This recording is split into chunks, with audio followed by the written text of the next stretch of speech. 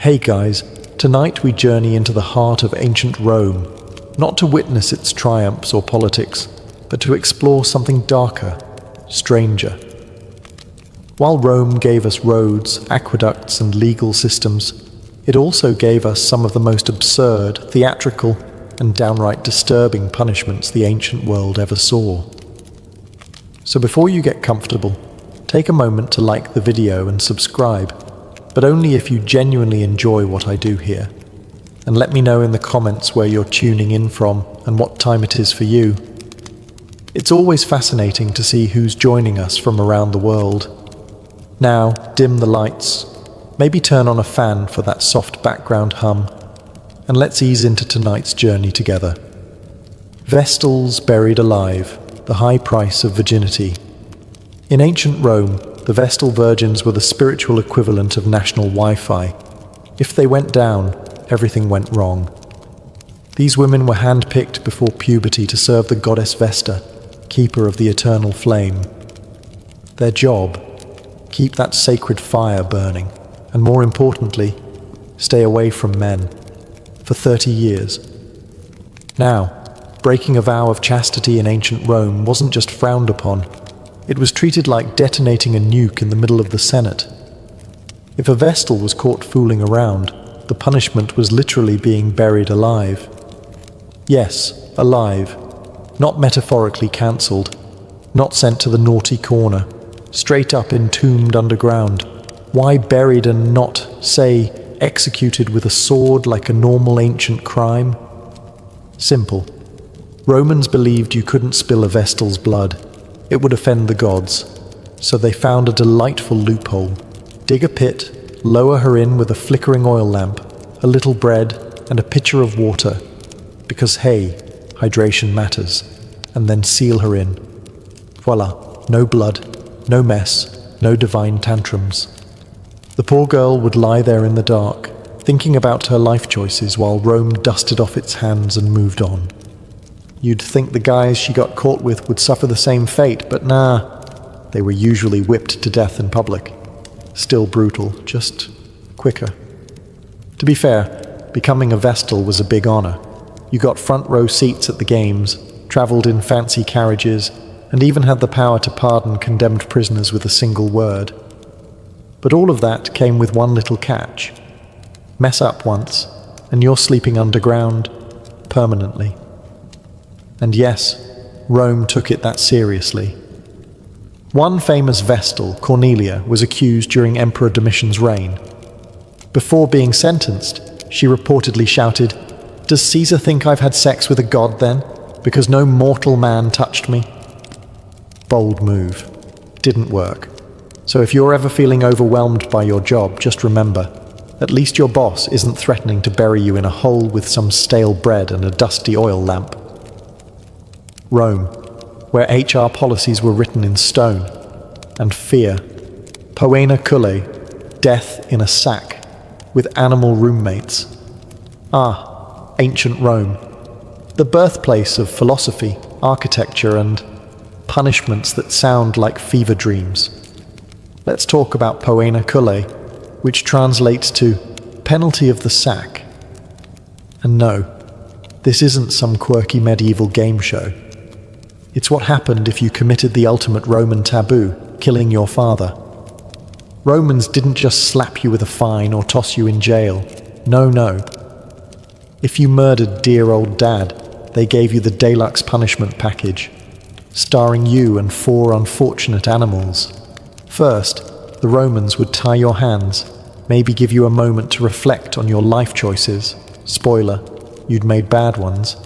Then sew you into a large leather sack. Sounds cozy, right? But it gets better. Joining you in the sack were a dog, for loyalty you lacked, a monkey, because why not add chaos, a snake, to slither through your regrets, and a rooster, perhaps to announce your doom at sunrise. Then the sack, now bursting with bad decisions and animal rage, was hurled into a river, ideally a deep one. The result? A flailing, yelping, screeching, hissing blender of panic and poetic justice. No one really knows why these specific animals were chosen, but historians think it was symbolic. Dogs represented family, monkeys chaos, snakes deceit, and roosters vigilance.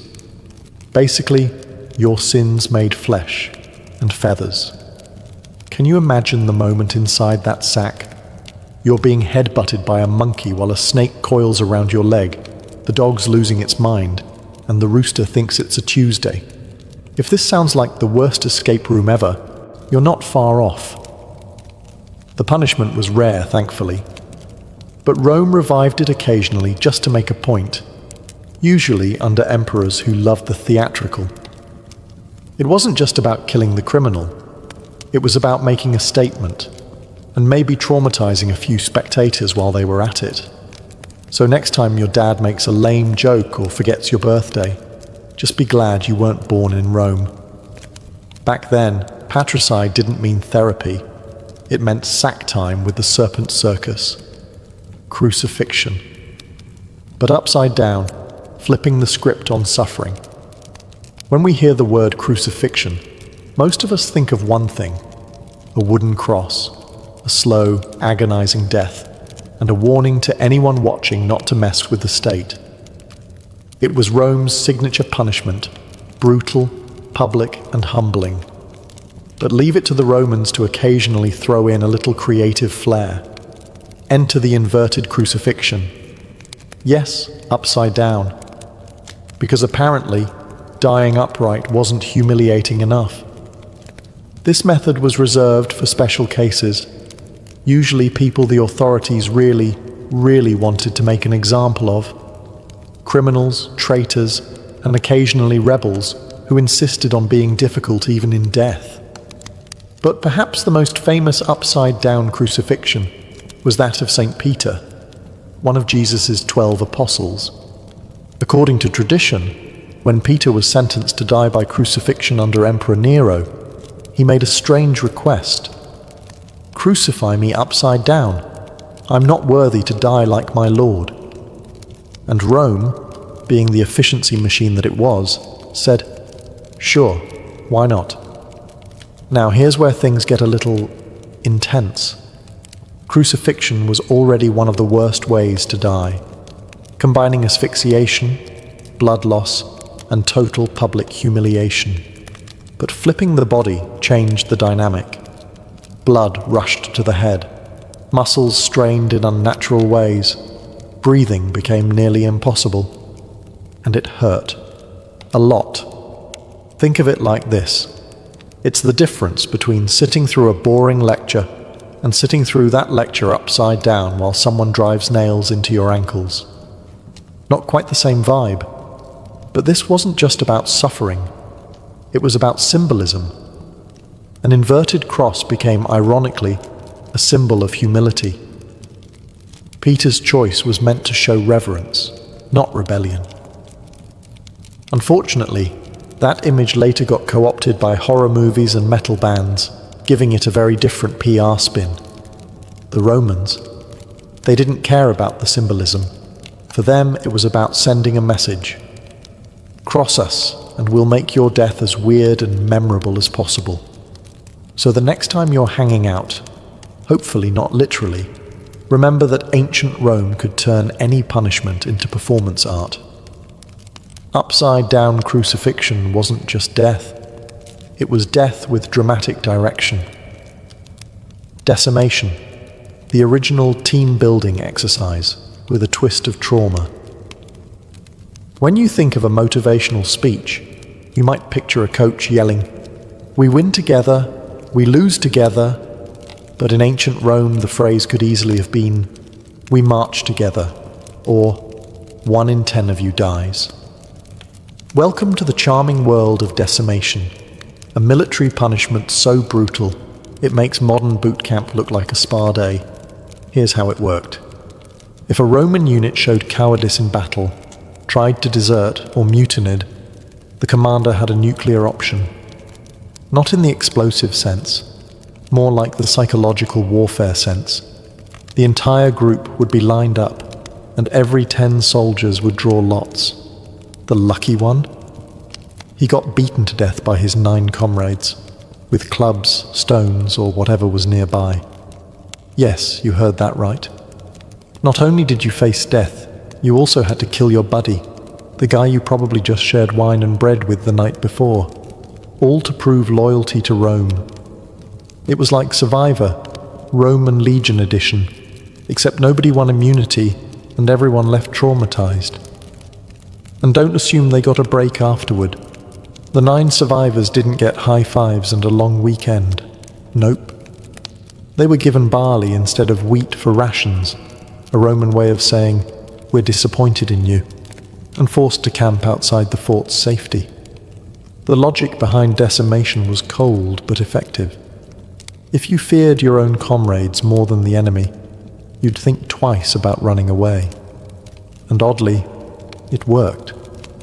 Roman discipline was legendary, and decimation kept soldiers marching in line, even if they had to step over a few bodies to do it. One of the most infamous uses of decimation was by Crassus, the wealthy general who formed a triumvirate with Julius Caesar and Pompey.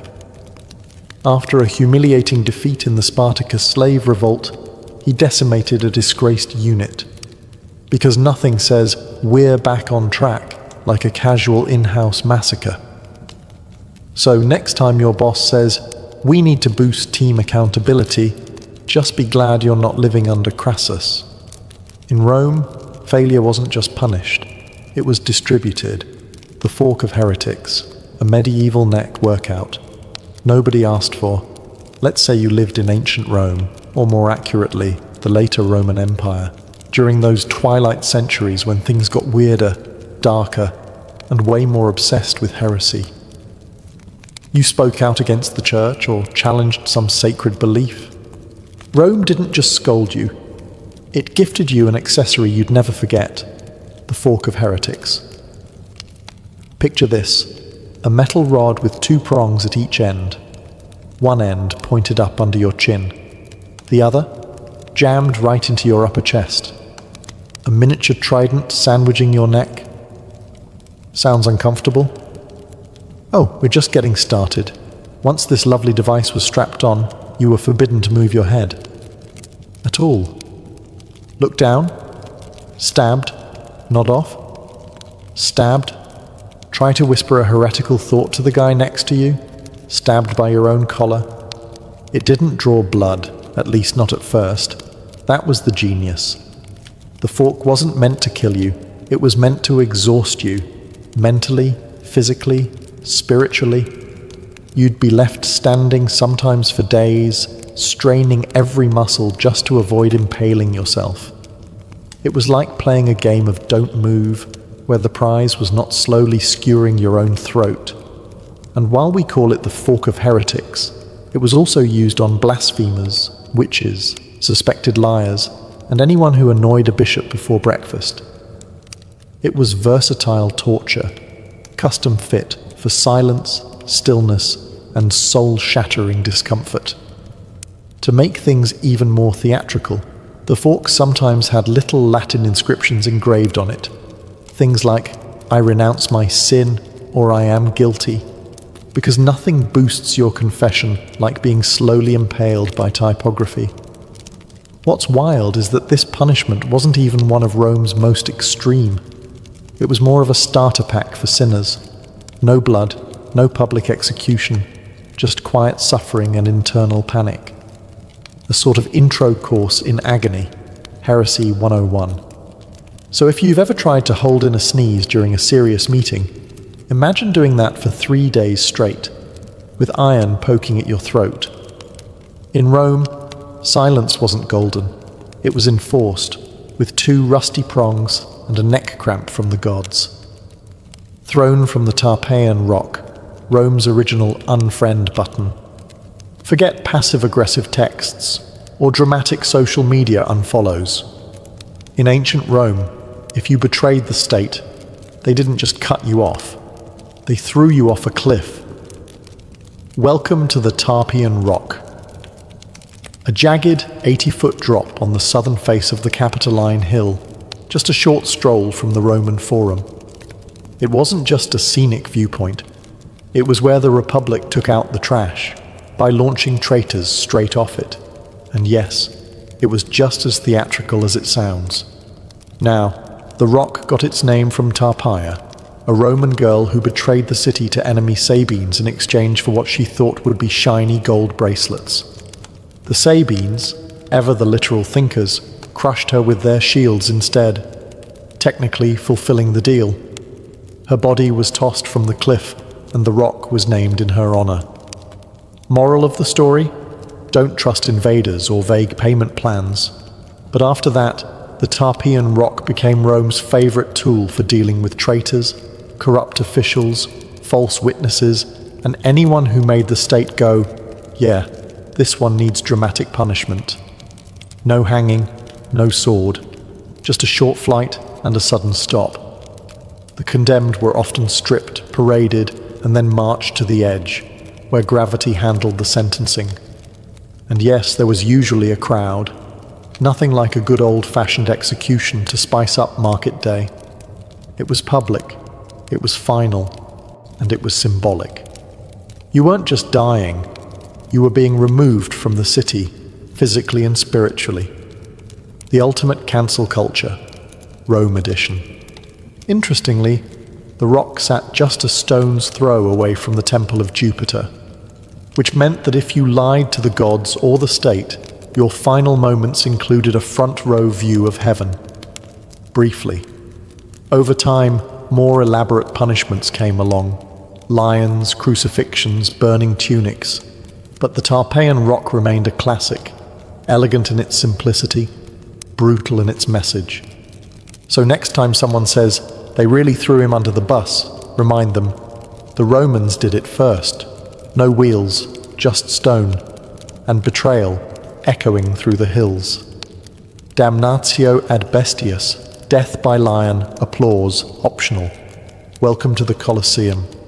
Stone, sweat, and 50,000 roaring fans. Ancient Rome's version of cable TV. Today's main event?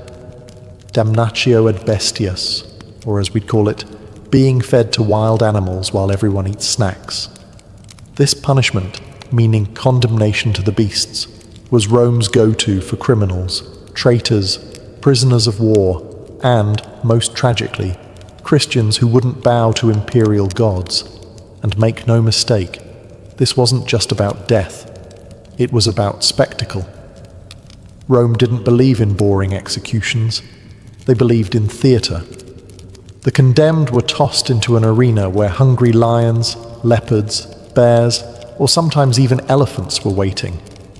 But here's the twist. Rome being Rome, they often dressed the victims up first. That's right, they turned their deaths into morality plays. One unlucky soul might be dressed as Orpheus, only to be mauled mid-lyre solo. Another might play a mythological villain like Prometheus, only for birds to peck at him in accurate reenactment. It was entertainment, justice, and religious propaganda, all rolled into one fur-covered disaster. You might ask, did they even have a chance to defend themselves? Absolutely not. This wasn't a trial. This was a death sentence wrapped in applause. The crowd came to see blood. And if the lions were sleepy that day, no problem. Romans had tricks, like poking them with hot irons or starving them for a couple of days beforehand. Showtime must go on. And remember, this wasn't limited to hardened criminals. You could end up in the arena for theft, political dissent, or even being on the wrong side of religious law. The only thing standing between you and lion lunch? Favor from a very generous emperor. But don't get the wrong idea. This wasn't just sadism. It was calculated. A warning to anyone watching. Step out of line, and this could be you. Rome ruled by fear and felines. In time, the Christian martyrs flipped the script, turning beastly death into a badge of honor. But for most, damnatio ad bestias was less about glory and more about gore. So the next time you grumble about jury duty, be glad it doesn't involve dressing as a myth and dodging leopards. Forced suicide with honor. when Rome let you die with dignity. Kinda in ancient Rome, getting a death sentence didn't always mean you were dragged to the arena or tossed off a cliff. Sometimes, if you were lucky, or rather, politically connected, you got a special kind of punishment. Forced suicide. Sounds contradictory, right? We're not going to kill you, but we strongly suggest you do it yourself. Here's how it worked. If you were a senator, a noble, or just someone high enough in Roman society to own more than one tunic, and you managed to offend the emperor, maybe by plotting a coup, maybe just by existing too confidently, you'd receive a quiet visit. A scroll would be delivered, a polite message from the emperor, and it would go something like this. You have dishonored the state. Please take the honorable route out. Translation: kill yourself by sunset, or we'll do it for you, and make it nasty. The upside? If you complied, your family got to keep your property. Your name might even be left unblemished in the records. Maybe. It was the Roman version of a severance package, with blood instead of paperwork. This wasn't considered a humiliation. It was viewed as noble. In fact, many elites saw it as a final act of control. A chance to write their own ending, sometimes literally. Think warm bath, a blade to the wrist, and a final monologue. Very on-brand for Rome's love of drama. The philosopher Seneca the Younger famously faced this fate. Accused of being part of a conspiracy against Nero, possibly falsely, he was told to end things himself. He slit his wrists, then his ankles, but the bleeding was slow. So he drank poison. That failed too. Finally, he climbed into a hot bath to speed things up. It was less a suicide and more a grim chemistry experiment. Forced suicide was essentially state-sanctioned dignity, a facade of choice masking absolute power. Rome gave you the illusion of honor, while ensuring you were erased quietly, without a trial, without a crowd, just the hiss of warm water and the silence of complicity. So if you've ever thought your boss was passive-aggressive, imagine being formally invited to self-destruct by imperial courier. Rome didn't always kill you. Sometimes, they just let you do it beautifully. The wooden donkey, when sitting became a crime. If you've ever complained about an uncomfortable chair, ancient Rome would like a word, because one of their more imaginative punishments involved a piece of furniture, the now infamous wooden donkey, or as it should have been called, the pain pony of doom. This device wasn't an actual donkey, of course. It was a tall, narrow, sharply angled wooden beam, shaped like an A-frame with a razor-thin peak. The condemned, usually thieves, slaves, or rebellious soldiers, were forced to straddle it. That's right. Their entire body weight pressed down on that sharp edge, right between the legs. But wait, it gets worse. To really drive the point home, pun intended, weights were often tied to the person's ankles. Gravity did the rest. The longer you sat, the more the beam tore into your flesh. Slowly, painfully, and depending on how generous the executioner was feeling, you might be left there for hours. Now, the Romans didn't invent the wooden donkey. It likely came from earlier Middle Eastern torture traditions. But oh, did they embrace it with flair? Because if there was one thing Rome loved, it was punishment with pageantry. This wasn't always a death sentence. Sometimes it was just used as a very persuasive form of public humiliation. Picture it. A crowded square. A merchant caught cheating customers, now wailing atop the donkey while kids laughed and vendors sold snacks. It was pain, performance, and a life lesson all in one. Even worse, Roman generals sometimes used it as field discipline. Soldiers who disobeyed could find themselves straddling the donkey as a reminder to follow orders, because nothing says morale booster like internal bleeding. And yes, there were occasional modifications. Some donkeys were metal, some had spikes. One record even mentions a heated version, because apparently Rome was taking feedback and innovating on the fly. It was humiliating, it was brutal, and it turned the simple act of sitting into a punishment that could scar you for life, physically and mentally. So the next time your office chair feels a bit stiff, just remember, at least it's not a sharp triangle and no one's tying rocks to your feet. In ancient Rome, bad posture wasn't your biggest problem. The furniture was. Branding the face, when your mugshot was permanent. In a world without ID cards, background checks, or Google searches, ancient Rome had a simple solution for keeping track of criminals. Just burn it onto their face. Yes, we're talking about branding. Not the kind companies do with logos, but the kind where your actual forehead becomes a crime label. And if you were a thief, runaway slave, or repeat offender, congratulations, you now had a permanent facial feature that screamed, "Do not trust this guy."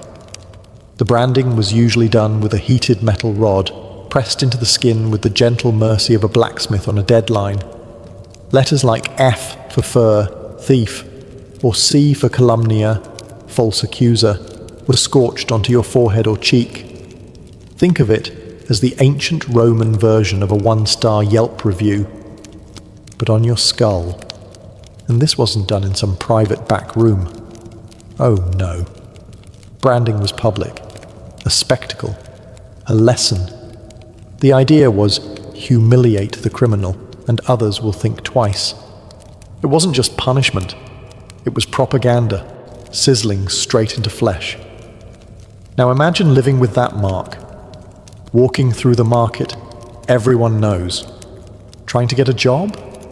Good luck. Flirting with someone? Forget it. You weren't a person anymore.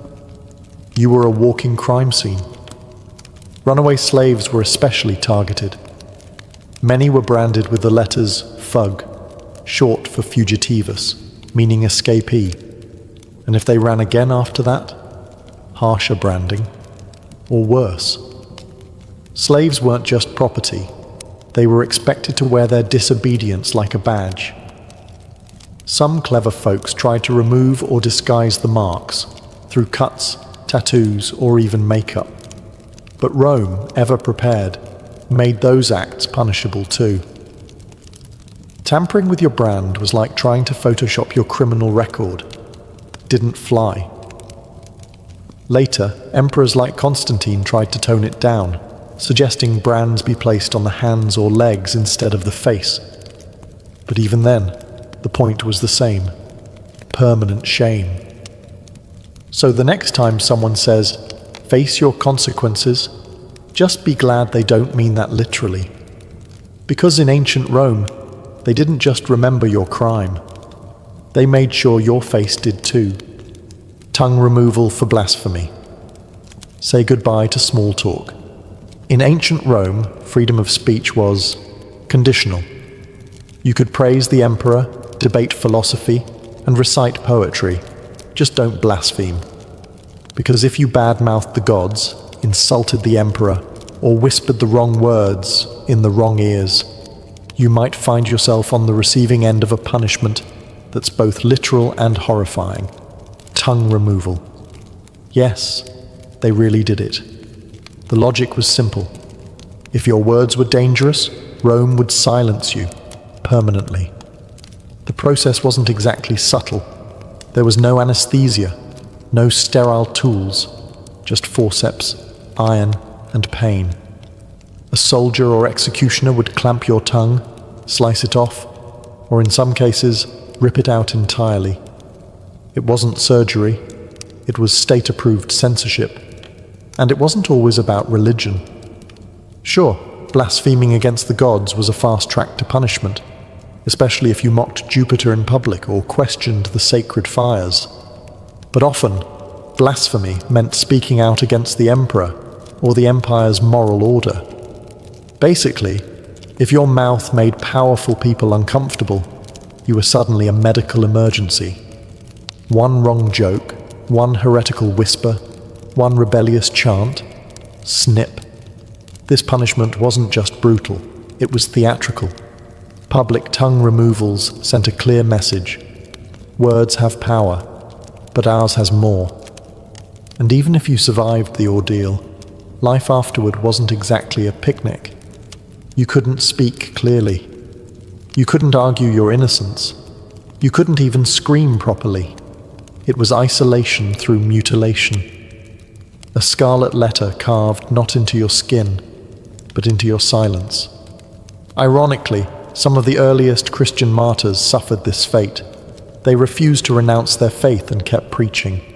Rome couldn't silence their ideas, so it went for the messenger, literally. Of course, the Christians then turned these stories into tales of divine courage, which only made the Romans more furious. If you're thinking this sounds extreme, remember, Rome was obsessed with control, and there's no better way to control a person than by cutting out their voice. So next time someone tells you to hold your tongue, be thankful it's just a figure of speech, because in ancient Rome, they meant it. Breaking on the wheel, when your bones became art. If you thought the Romans were running out of creative ways to destroy a person, allow us to introduce the wheel, also known as the breaking wheel, or for those with a dramatic flair, the Catherine wheel, named later in medieval times. It was less an execution and more a macabre sculpture session using the human body as raw material. Here's how it worked. First, the condemned was tied to a large wooden wheel, arms and legs spread, like a grisly human starfish. Then, an executioner armed with a heavy iron bar would begin the real work, smashing the limbs, one by one, slowly, deliberately. The goal wasn't to kill right away. Oh no. The goal was to shatter the bones while keeping the victim alive, snap the arms, crush the thighs, twist the ankles so they no longer looked like ankles. The body would fold unnaturally, becoming a grotesque display of pain and precision. But the pièce de résistance, the broken body was then woven through the wheel's spokes, limbs bent and threaded like a nightmarish macrame project. Sometimes the wheel was hoisted up on a pole, like a flag of warning. Other times, it was left to spin gently in the wind, because why not add ambiance? This wasn't just about punishment, it was public messaging. Breaking on the wheel was used for crimes considered especially vile, like murder, treason, or highway robbery. It said to the crowd, "This is what happens when you step too far out of line. And you didn't just die, you decayed in full view." Survivors? Rare. But here's the twisted twist. If someone did survive the ordeal, say they were still breathing after a day or two, they were sometimes shown mercy with a final blow to the chest or neck. Sometimes. As horrifying as this sounds, the punishment outlived Rome. Medieval Europe loved it so much they turned it into an art form, adding spikes, fires, and dramatic scripts. Rome had simply set the stage. So next time you think your commute is rough, remember, at least you're not strapped to a wooden wheel, becoming the centerpiece of a public bone gallery. In Rome, justice wasn't blind. It was bold, brutal, and built for maximum exposure. Execution by hot ash, death by the grainy slow burn. When it came to killing creatively, ancient Rome always had something simmering. Literally, enter one of its lesser-known but deeply disturbing punishments, execution by hot ash. It's not as famous as crucifixion or the lions, but it might just be one of the slowest and most psychologically terrifying ways to die ever devised. No swords, no bloodshed, no quick release, just ashes, heated, suffocating, and endless. This gruesome method is credited, unsurprisingly, to Emperor Nero, a man who treated executions like performance art. In one recorded instance, Nero had an enemy buried up to the neck in a pit. So far, classic Rome. But instead of beheading or stoning him, Nero added a twist. A funnel was inserted into the man's mouth, and hot ash was slowly poured in. Not boiling water, not fire, ash. At first glance it seems harmless. Ashes are soft, right? But here's where the genius horror kicks in. The ash is scorching. It clogs the throat, sears the lungs, and suffocates from within. It doesn't kill fast. It chokes. Slowly, gradually. You feel every moment, every breath turning to fire, every swallow becoming your last. And as the ash settles, you're not bleeding. You're not burned on the outside. But inside, everything is failing. It's death by dust. Death by suffocation dressed as silence. Why ash, though? Because it was humiliating, undignified. Ashes were the remnants of destruction, used to clean filth, wipe away traces of things burned. To die in ash was symbolic. It meant you were beneath notice, unworthy of steel or flame. You weren't even worth a dramatic death, just the slow grind of what was left over. It's worth noting this punishment wasn't common. It was reserved for those Nero really didn't like. People whose very existence he wanted erased quietly, yet with maximum psychological torment. And to the crowd, it didn't look like much. No blood, no screams. Just a man in a hole and a trickle of grey dust. So the next time someone tells you, ashes to ashes, dust to dust, remember that in Nero's Rome, that wasn't just poetic. It was protocol. The tunica molesta, Rome's deadliest wardrobe malfunction. In ancient Rome, fashion didn't kill unless you were wearing the tunica molesta, or as we might call it, the flammable death robe. Picture this. You're led into an arena or strapped to a stake, and instead of chains or ropes, the executioner approaches you with a tunic. Oh good, you think. At least they're giving me something to wear. Then you notice it's dripping, not with water, but with pitch, tar, and oil. This is the tunica molesta, literally annoying tunic, but more accurately, highly flammable nightmare onesie. It was a garment soaked in combustible material, fitted snugly, and then set on fire while you were still very much alive and inside it. This wasn't just a method of execution, it was a public performance, most famously used under emperors like Nero, who turned executions into after-dinner entertainment. During his infamous garden parties, Nero would use the tunica molesta to light the grounds, human torches illuminating his twisted vision of Roman leisure. Who wore it? Arsonists, traitors, Christians, anyone deemed worthy of a particularly theatrical end. The flames clung to the body, melting skin, igniting hair and searing lungs. And there was no escape, no rolling to put it out. The tunic stuck to you. It burned with you. And because Rome loved a good mythological reference, they sometimes modeled it after Hercules' poisoned shirt, a garment that caused the hero unbearable agony before his death. Rome didn't just kill you, they made it poetic. The real genius, if we can call it that, was in the psychology. You weren't just dying, you were displayed, shrieking, flailing, engulfed in fire while crowds watched. It sent a message clearer than any stone inscription. This is what happens when you cross the empire. Some records even suggest music was played during the burning. Nero reportedly plucked his lyre as the flames rose. Talk about a hot performance. So if you ever complain that your clothes are uncomfortable or too tight, be glad they're not soaked in oil and part of a public execution ceremony. Because in Rome, fashion didn't just make a statement, it screamed, damnatio memoriae. When Rome deleted you from history, most Roman punishments ended with the body, but some, they reached further, into memory, into legacy, into obliteration. This is damnatio memoriae, the condemnation of memory, Rome's most haunting punishment of all, because what's worse than death? Being forgotten on purpose. If you were an emperor who embarrassed the state, a general who rebelled, or a senator who fell too far from grace, Rome might not just kill you, they would erase you completely. Statues, smashed or defaced, inscriptions, chiseled out, portraits, painted over. Your name, struck from official documents, coins, and monuments. If you had achievements, they were reassigned.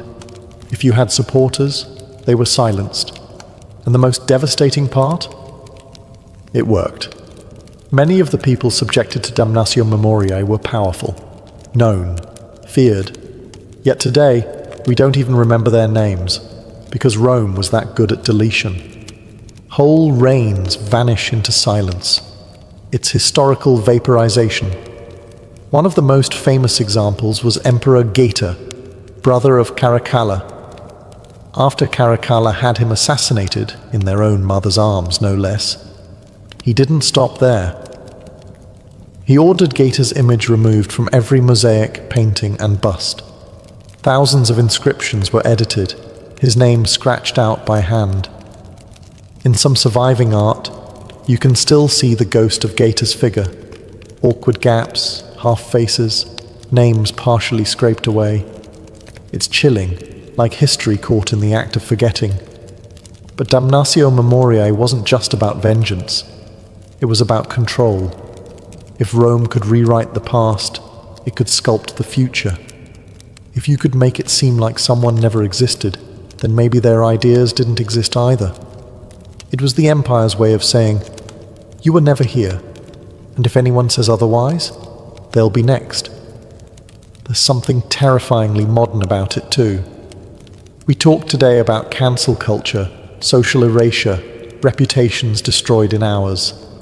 But Rome was doing it 2,000 years ago, just with chisels instead of tweets. So as we close this strange journey through Rome's most bizarre punishments, remember this: the cruelest punishment wasn't fire or lions or ropes. It was the silence that followed. Because in ancient Rome, the worst thing that could happen to you was to be forgotten. In the early 1800s, the American landscape stretched endlessly westward, wild, unknown, and whispering promises to those bold enough to chase them. The East, crowded with cities, factories, and fading farmland, had begun to feel tight, constrictive. But the West, that was the dream. A blank canvas with just enough danger to make the paint stick.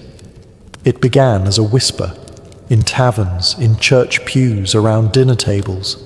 Stories of open land, of rivers that shimmered like silver, of valleys that bloomed without effort. The Louisiana Purchase in 1803 had more than doubled the size of the young United States. Suddenly, there was space, unimaginable space, and it belonged to no one, or so the government claimed. For many, the West was more than a direction on a compass. It was a fresh start, a place where your name didn't carry your debts, where nobody asked where you were from, only what you could do with your hands. It called to dreamers and desperados alike, farmers looking for new soil, widows seeking peace, and adventurers chasing legends carved out of campfire tales. There were no highways, no guarantees, and no second chances. Every journey westward began with uncertainty. Would the wagon survive the mountains? Would the river freeze too soon? Would there be food on the other side? And yet, tens of thousands went. Entire families, with infants swaddled in flour sacks and grandmothers tucked between crates of salted pork, set off into the unknown. To go west was to gamble everything, but to stay behind felt like surrendering to a life of limits. The frontier wasn't just a place on a map. It was a test of will, of grit, of the ability to carve order out of chaos using nothing but timber, steel, and raw hope. And as the sun sank behind endless prairies and mountain ridges, casting long shadows on wagon wheels and weary faces. One thing was clear. America's story wasn't written yet. It was being dragged slowly westward, one rickety mile at a time. Before the pioneers could brave the wild frontier, they had to build a vessel that would carry not just supplies, but their entire future. Enter the covered wagon, the backbone of the westward migration. It was no stagecoach or fancy carriage. It was a wooden box on wheels, held together by sweat, hope, and iron nails. Most families didn't build wagons from scratch. They bought them or modified existing carts. The most famous type was the Conestoga, but on the frontier, something smaller, lighter, and cheaper was needed. That became the prairie schooner, so named because its canvas top, billowing in the wind, looked like a ship sailing across grassy seas. But this ship didn't carry gold or jewels. It carried salted pork, flour, beans, cast-iron pots, a spinning wheel, a Bible, and maybe one good quilt. Every inch was accounted for. Space was life. And weight? Weight could kill you. A fully loaded wagon might hold up to 2,000 pounds, any more, and the oxen pulling it would collapse long before you reached the Rockies. Horses were too delicate, mules too expensive. Oxen were the true engines of expansion, slow, stubborn, but unbreakable. Families slept in the wagons, under them or beside them. Privacy was a luxury few could afford. And despite what Hollywood suggests, people didn't ride inside all day. That would jostle bones and bruise backs. Most walked, mile after mile, day after blistering day. Wagons weren't just transportation, they were survival pods. They held medicines, spare wagon tongues, gunpowder, and seeds. Some even carried baby chicks in boxes beneath the wagon bed to start a coop once the family settled. And yet, for all their practicality, wagons were also symbolic. They were hope on wheels. Once the oxen were yoked, once the wheels creaked into motion, there was no turning back. The house was sold. The land behind was gone. All that remained was the trail, the sky, and the belief that something better lay ahead. Every bump, every cracked axle, every muddy crossing was one line written in the story of American expansion, carved not in ink, but in wheel ruts and willpower. Life on the trail was not the romantic adventure story some might imagine. It was long, grueling, and soaked in dust. Each day began before sunrise. Roosters weren't needed. The creak of leather harnesses and the groan of wagon wheels were alarm clocks enough. The average wagon train moved about 10 to 15 miles per day, depending on weather, terrain, and how many axles broke that morning. Over time, trails like the Oregon, Santa Fe, and California routes carved themselves into the earth, each lined with discarded belongings, broken wheels, and the graves of those who never made it west. Meals were simple, hardy, and endlessly repetitive. Coffee was a luxury, water a gamble. Streams could be clean or crawling with bacteria. Boiling it helped, if you had the fuel and time. Otherwise it was luck and prayer. Food was rationed, salted meat, hardtack, dried beans, and sometimes wild game, if someone could shoot straight. Wild onions and berries became treasured delicacies. Illness was the greatest killer on the trail. Cholera swept through camps like wildfire.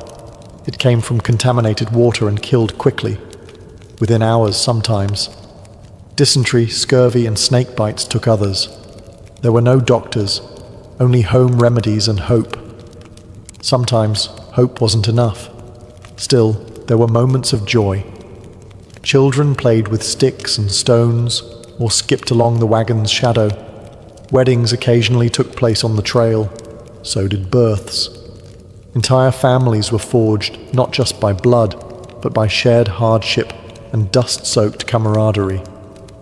At night, the wagons circled, not to fend off native attacks, as often mythologized, but for protection against thieves, animals, and the cold wind. Fires were lit, bread was baked on hot stones, and someone might pull out a fiddle. For a few hours, laughter and music pushed back the darkness, but rest was always brief. Tomorrow brought more walking, more wilderness, and fewer guarantees. Life on the trail was survival by routine. You learned to love your boots and hate your blisters. You learned to mourn quietly and move forward anyway. Because the land didn't wait for grief, it only moved west. After weeks or even months on the trail, the sight of trees, water, and flat land was enough to make a pioneer fall to their knees in gratitude. But celebration was short-lived, because once a family found their spot, the real work began. Homesteading wasn't glamorous. There were no pre-built homes waiting, no fences, no roads, just open land and the ticking clock of the seasons. The first priority: shelter. Usually a one-room log cabin, barely large enough to hold the family that built it. Tools were limited, and every log had to be felled, trimmed, and hauled by hand or oxen.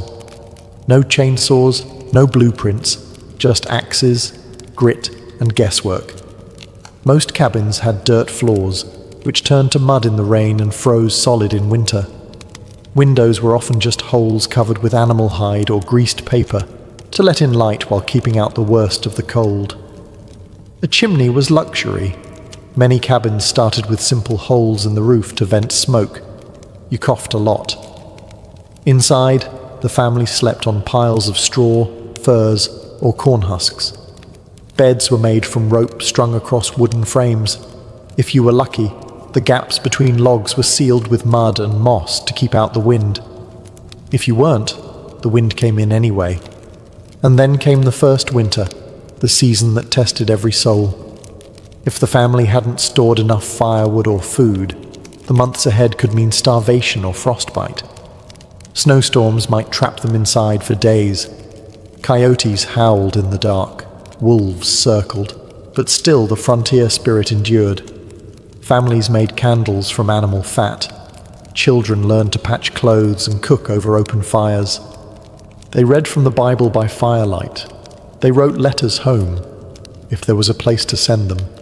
Neighbors were few and far between, but when a new cabin appeared on the horizon, help was offered. A shared roof raising, a borrowed cow, a hot meal. Survival wasn't about toughness, it was about community. One family couldn't last, but 10 might. The first winter on the frontier wasn't just cold, it was a quiet crucible where dreams were either hardened into resolve or buried beneath the snow. On the American frontier, strength wasn't measured in muscle alone. It was measured in endurance, sacrifice, and quiet, relentless courage. And no one embodied that more than frontier women.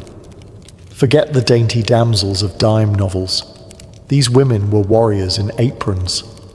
The moment they stepped off the wagon, they became builders, farmers, midwives, butchers, doctors, and teachers, all wrapped into one. If something needed doing, they did it, because there was no one else. They woke before dawn to churn butter, bake bread, and milk cows, all before most men even rubbed their eyes. They planted gardens, preserved food, tended to livestock, and sewed everything the family wore, often from scratch. In times of sickness, they administered herbal remedies. In childbirth, they acted as midwives, sometimes for neighbors, sometimes for themselves, alone. A woman on the frontier could kill a snake with a shovel in the morning and teach her children to read by afternoon. She might lose a child to fever and still have dinner on the table by sundown. Guns were no stranger to their hands. If their husbands were away, or gone for good, women defended the homestead with whatever was available: rifles, axes, frying pans. There are stories of women fending off wolves, outlaws, and even raiders, all while holding a baby on one hip. Loneliness was the enemy too. For some, the nearest neighbor might be miles away. Letters took weeks, even months, to arrive. The silence could be deafening. And yet, these women endured, knitting civilization from wilderness, one stitch, one lesson, one loaf at a time. Frontier women also formed the heart of community. They organized barn raisings, cared for sick neighbors, and hosted Sunday gatherings when churches were still only blueprints. When towns finally sprang up, it was often the women who insisted on schools, libraries, and law. They weren't background characters in the story of the frontier. They were the backbone. Uncelebrated, overworked, and often overlooked, yet impossible to forget once you knew their strength. So, the next time you picture the Wild West, don't just think of cowboys on horses. Think of a woman, hair pinned back, sleeves rolled up, shotgun by the door, and cornbread in the oven. For every wagon that rolled westward, for every cabin raised and field plowed, there was already someone there. The American frontier wasn't empty. It was occupied by hundreds of indigenous nations who had called the land home for centuries, even millennia. From the Great Plains to the Pacific coast, the land was deeply woven with native life, hunting grounds, sacred sites, migration paths, rivers filled with meaning. But to the US government and to most pioneers, this wasn't seen as home. It was seen as potential, and so began a long, painful unraveling of promises. The US government signed treaty after treaty with native tribes, agreements that promised peace, land rights, and resources. But almost every one of these treaties was broken. As settlers poured westward, tribes were pushed back, then pushed again. Sometimes it was with ink, sometimes with fire and bullets. Entire nations were forced onto reservations, often barren and far from ancestral homes. The Cherokee, Choctaw, Lakota, Comanche, and dozens more were made strangers on their own land. Some native groups tried diplomacy, others resisted. Armed conflicts erupted. The Black Hawk War, the Sand Creek Massacre, Little Bighorn. But even when native warriors won a battle, they lost the war. The government simply kept coming, with troops, with railroads, with settlers hungry for space and willing to claim it at any cost. It wasn't just a land grab. It was cultural erasure. Children were taken from families, sent to boarding schools where they were punished for speaking their languages. Sacred traditions were outlawed. Native identity was treated as something to be erased, civilized, or rewritten. And yet, through it all, indigenous peoples survived. Their languages were whispered in secret. Their songs were sung in defiance. Their stories passed down like living fire. The romantic image of the frontier often forgets this cost. But the truth remains. Westward expansion was not a triumph for all. For many, it was a slow, devastating march of loss. To understand the American frontier is to hold both truths at once, the resilience of pioneers and the tragedy of the people they displaced.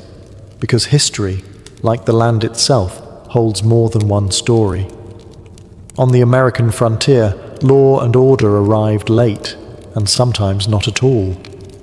In many newly settled towns, there were no police, no courthouses, and no jails.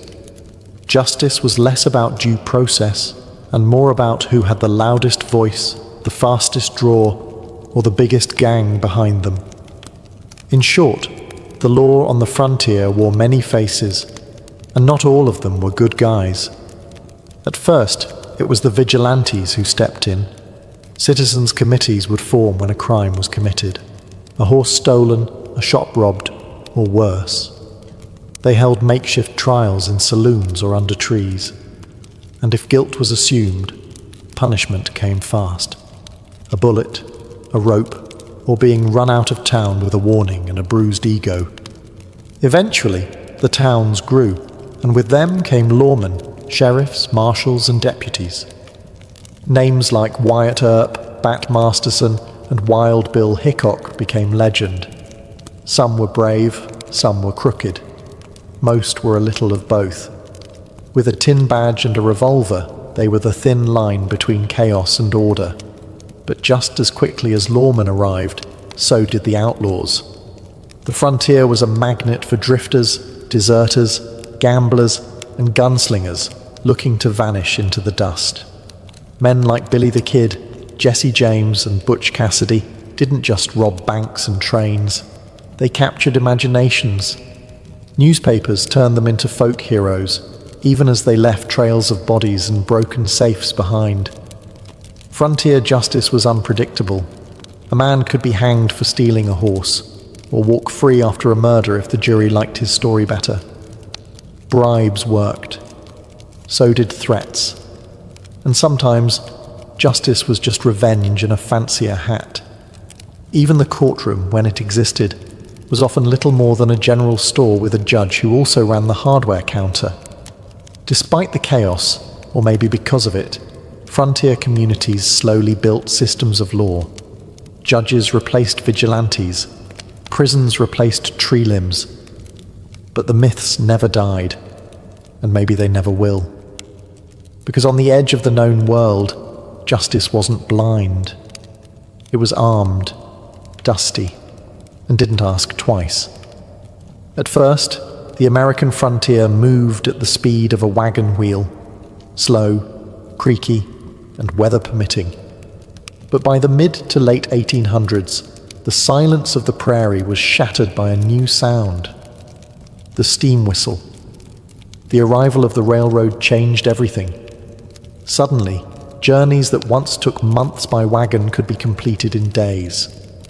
The Transcontinental Railroad, completed in 1869, connected east to west in a steel embrace that transformed the frontier from wilderness into a corridor of commerce. Settlers flooded in. Towns popped up overnight beside new depots, and goods, everything from stoves to sewing needles, arrived by train, no longer hoarded or handmade. For pioneers, the railroad meant survival. It meant medicine could arrive before a fever turned deadly. It meant crops could be sold beyond the local market. It meant letters, long delayed by weather and rivers, could now travel in days. The frontier became less of a gamble and more of a calculated risk. But the railroad didn't come alone. Alongside it ran the telegraph wire, thin, humming strands of copper that stitched the country together with dots and dashes. The telegraph gave the frontier something it had never had before: instant communication. A rancher in Wyoming could get news of a presidential election within minutes. A sheriff could call for help from 100 miles away. Isolation, the great fear of the early pioneer, was dying, one beep at a time. The impact was huge. Economies expanded. Government reached farther. Law enforcement got faster. But not everyone welcomed it. Indigenous tribes saw railroads and telegraph poles as intrusions, signals that the land they once roamed freely was now bound by wires and owned in sections. Some fought back, sabotaging lines, derailing trains, delaying the inevitable. Yet progress rolled on. The iron horse was unstoppable. Towns that the railroad skipped were left to wither. Others boomed, becoming cities almost overnight. The wilderness was shrinking, mile by mile, rail by rail. And while the frontier spirit didn't disappear, it was no longer isolated. It was plugged in, connected, and commercialized. The frontier was still wild, but now it ran on steam and signals. By the end of the 19th century, something profound had changed. The line that once separated wilderness from settlement, the famed frontier line, had blurred, faded, and finally disappeared. In 1890, the US Census Bureau officially declared, "There can hardly be said to be a frontier line." In other words, the American frontier was closed. The great push westward was over. The forests had been cleared. The railroads linked coast to coast. The buffalo were nearly gone. Tribes were confined to reservations. The land, once vast and mysterious, had been measured, mapped, and sold by the acre. But what did that mean? For some, it meant victory. The dream had been realized, a continent tamed, a nation stretched from sea to sea. For others, especially native peoples and displaced communities, it meant erasure, loss, and a bitter silence where homelands had once been. Yet the end of the frontier wasn't just about geography, it was about identity. The rugged individualism, the myth of the lone pioneer, the campfire stories of heroism and hardship, these didn't vanish. They became legend. Writers like Frederick Jackson Turner argued that the frontier had shaped the very soul of America, its democracy, its grit, its restlessness. The frontier taught Americans to adapt, to survive, to rely on themselves and their neighbors. It gave birth to the cowboy, the log cabin president, the gold rush prospector, all icons woven into the fabric of national myth. But the reality was messier. The frontier was sweat, dirt, disease, and death. It was brave and brutal, hopeful and unjust. It was full of contradictions, and its legacy remains a reflection of that tension. Today the frontier lives on, not in geography, but in spirit, in the idea that pushing into the unknown, whether it's land, science, or space, defines what it means to be American. The wagons no longer roll, the cabins are museums, the trails are highways. But if you listen closely, you can still hear echoes in the prairie wind, carried on stories passed down from those who dared to go farther. The American frontier didn't vanish. It became the foundation. Nimrum. Before there were instruments, there was rhythm, the beat of a foot on earth, the clap of two hands, the thump of a heart in a quiet chest. Music did not begin with wood or string or bone. It began with the body. It began with breath. Tens of thousands of years ago, long before writing, agriculture or architecture, early humans found something extraordinary in sound. In caves and on plains, around fires and in forests, they discovered that certain movements, a stomp, a shout, a whistle, could stir emotion, call attention, or even comfort fear. Music, it seems, is not a cultural invention. It is a biological instinct. Imagine a small group of hunter-gatherers huddled in the flickering light of a fire. One begins to hum, a low rising tone. Another claps in rhythm. A third starts to mimic bird calls. There are no words, just sound. And in that moment, they are no longer just individuals surviving the elements. They are connected. They are human. Before the flute, before the drum, sound itself was sacred.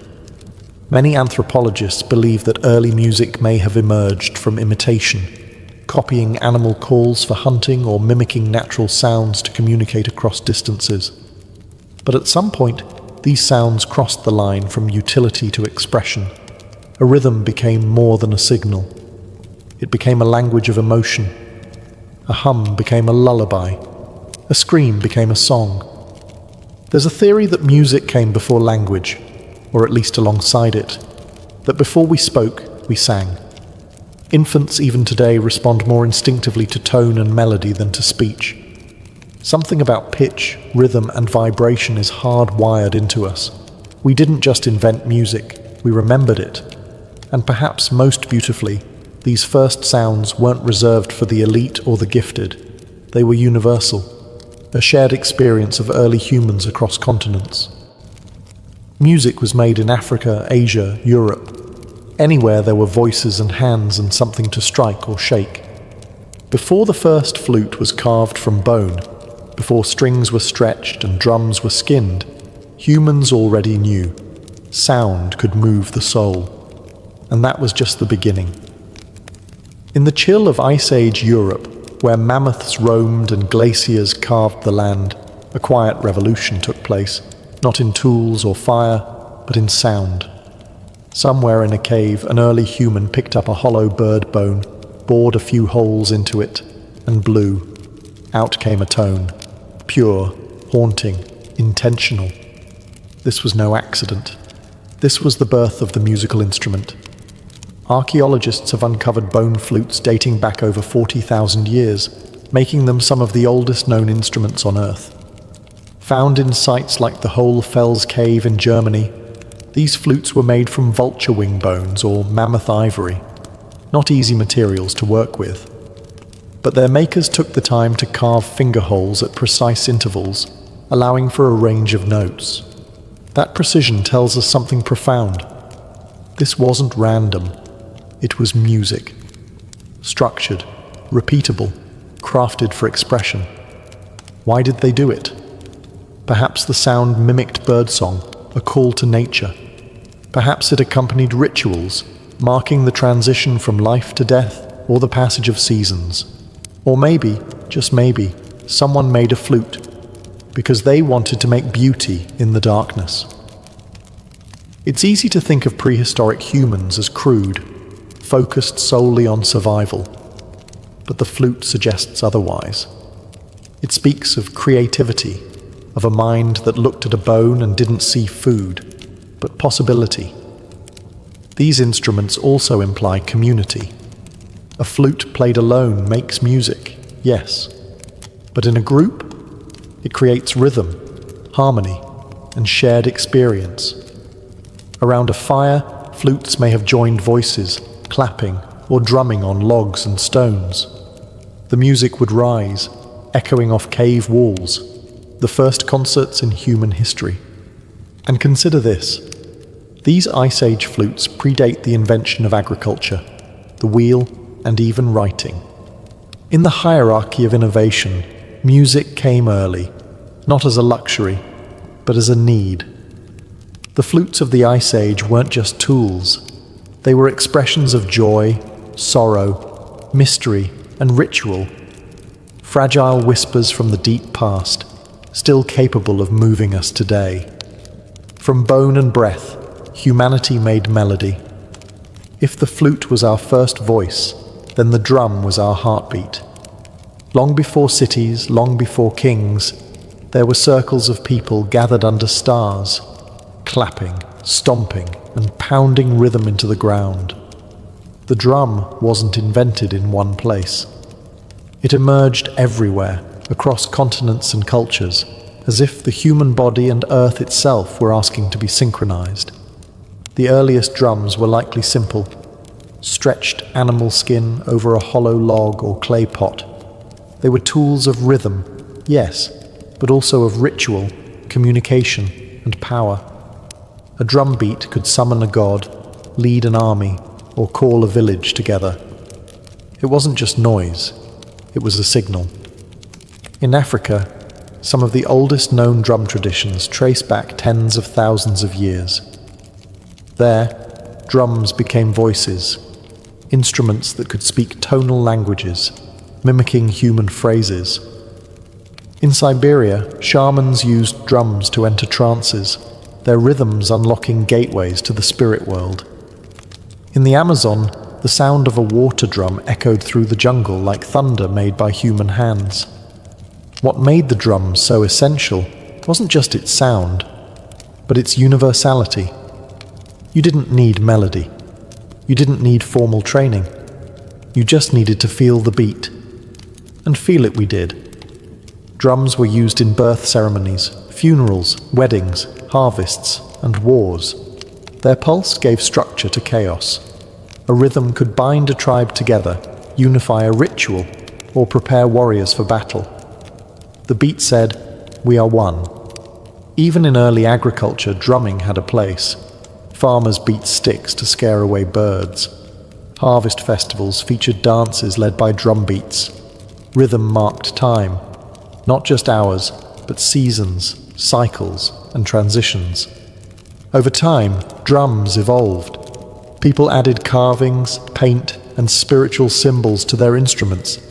Drums were not just functional, they were sacred objects, representing fertility, protection, or divine connection. And always, they connected us.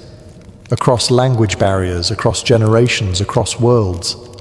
In a world before clocks, electricity, or writing, rhythm was how we counted and how we felt. Drums brought sound to life. They made time tangible. And in their pounding, we found not just music, we found meaning. As humanity moved from caves to cities, music evolved from survival ritual into sophisticated art. Nowhere was this more evident than in ancient Mesopotamia, the cradle of civilization, where rivers carved kingdoms and writing was born. Here, music began to look elegant. Among the temples and ziggurats, we find some of the earliest depictions of stringed instruments, harps and lyres, drawn on tablets, carved into walls, and even buried with kings. These weren't bone flutes made in secret. They were crafted with care, adorned with gold, silver, and lapis lazuli, their curves as graceful as their sound. The harp, in particular, became a symbol of refinement, religion, and royalty. In the city of Ur, dating back over 4,500 years, archaeologists uncovered the famous bull-headed lyre buried beside the tomb of a noble woman. Its body was inlaid with gold, and its face crowned with a golden bull's head. Not just an instrument, but a myth in wood and string. These early harps didn't have frets or fingerboards. Strings were plucked by hand, and each tone was fixed. But what they lacked in flexibility, they made up for in atmosphere. A Mesopotamian harp didn't shout like a drum, it whispered. Its notes hung in the air like incense, sacred, dreamlike. In these cities, music became organized. Musicians were trained. Scales and intervals were recorded in cuneiform. The harp was used in ceremonies, storytelling, and even astronomy, as scholars mapped the stars and matched them to harmonies, believing the heavens themselves sang in celestial intervals. The presence of harps in Mesopotamian burial sites tells us something profound. Music was believed to follow the soul beyond death. It wasn't just entertainment. It was spiritual architecture, building bridges between worlds. And unlike the thunder of drums or the primal howl of flutes, harps brought a new quality to music: intimacy. Soft, thoughtful, deliberate. For the first time, perhaps, sound was not just for the gods or the tribe. It was for reflection. With a stretched string and a wooden frame, Mesopotamians gave voice to silence. And from that silence, the first melodies of civilization were born. In ancient Egypt, music wasn't just an art, it was a divine language. The Egyptians believed that music was a gift from the gods. According to myth, it was the goddess Bat, later merged with Hathor, the goddess of joy, fertility, and music, who first brought song into the world. And so, music became more than melody. It was ritual, identity, and spiritual architecture, resonating through temples, tombs, and marketplaces alike. Unlike the primal flutes of prehistory or the ceremonial harps of Mesopotamia, Egyptian music blended ritual precision with everyday life. Workers sang to keep rhythm as they built pyramids. Fishermen sang to the Nile. Priests performed hymns during sacred rites. Women played frame drums and rattles during childbirth and funerals, moments of beginning and end. The most iconic Egyptian instruments were harps, lutes, lyres, sistrums, and flutes. Harps evolved from simple angular shapes to large, curved, decorative pieces with long, arched necks, symbols of status as much as sound. Some had up to 22 strings, crafted with such elegance that they appear in tomb paintings, still vivid 3,000 years later. The sistrum, however, held a unique place. a type of rattle with metal rods that jingled when shaken. It was closely associated with goddess worship, especially that of Hathor and Isis. The sound wasn't meant for amusement. It was meant to awaken the divine, to shake off evil, and to protect the soul during ceremonies. Musicians in Egypt weren't always commoners. Some were priests or priestesses, serving in temples through music. Others were court musicians, entertaining pharaohs and foreign dignitaries with songs praising gods, kings, and legacy. Music also bridged worlds. In funerals, songs and chants guided the soul through the underworld. Tombs of the wealthy often included lyrics, and even illustrations, of instruments and musicians, as if to ensure the departed would be accompanied by sound in the afterlife. For ancient Egyptians, music was eternal. It honored the gods, unified the people, and reminded them of cosmic order. Ma'at. Rhythm wasn't chaos. It was the heartbeat of the universe. In Egypt, to make music was to echo the sacred. To the ancient Greeks, music wasn't just an art form. It was a science of the soul and of the universe itself. While other civilizations used music in ritual and celebration, the Greeks asked a deeper question: why does sound move us? And their answer was found not just in poetry or philosophy, but in mathematics. Enter Pythagoras, the philosopher best known today for his triangle, but who also played a monumental role in the origins of music theory. According to legend, Pythagoras passed a blacksmith's shop and noticed something strange. The sound of hammer strikes changed depending on the size and weight of the hammers. This inspired an experiment with strings. He discovered that when a string was divided in simple ratios, like 1.2 or 2.3, it produced consonant, harmonious tones. This revelation birthed the idea of the harmony of the spheres, the belief that the cosmos itself operated on mathematical ratios, and that music was an echo of universal order. Every plucked string wasn't just a note, it was a mirror of the heavens. Greek instruments reflected this philosophy. The lyre, a small harp-like instrument, became a symbol of civilization and education. Poets like Homer and Sappho were often depicted with one in hand. The aulos, a double-reeded pipe, provided the wild, emotive contrast, played in dramas, rituals, and sometimes in war. Music in Greece was deeply tied to ethics and character. The philosopher Plato believed different musical modes could influence the soul, some inspiring courage, others promoting laziness or chaos. He advocated for strict musical education to shape ideal citizens. In his view, the wrong scale could be as dangerous as poor governance. But for the Greeks, music wasn't about entertainment alone. It was medicine. It was morality. It was mathematical perfection vibrating through flesh and air. They laid the foundations for music theory, notation systems, and acoustics. Their understanding of intervals, scales, and harmony would echo for centuries through Roman, medieval, and modern thought. In Greece, music became more than sound. It became a bridge between reason and emotion, between numbers and beauty, a place where the soul could both calculate and soar. If Greece gave music its philosophy, Rome gave it volume.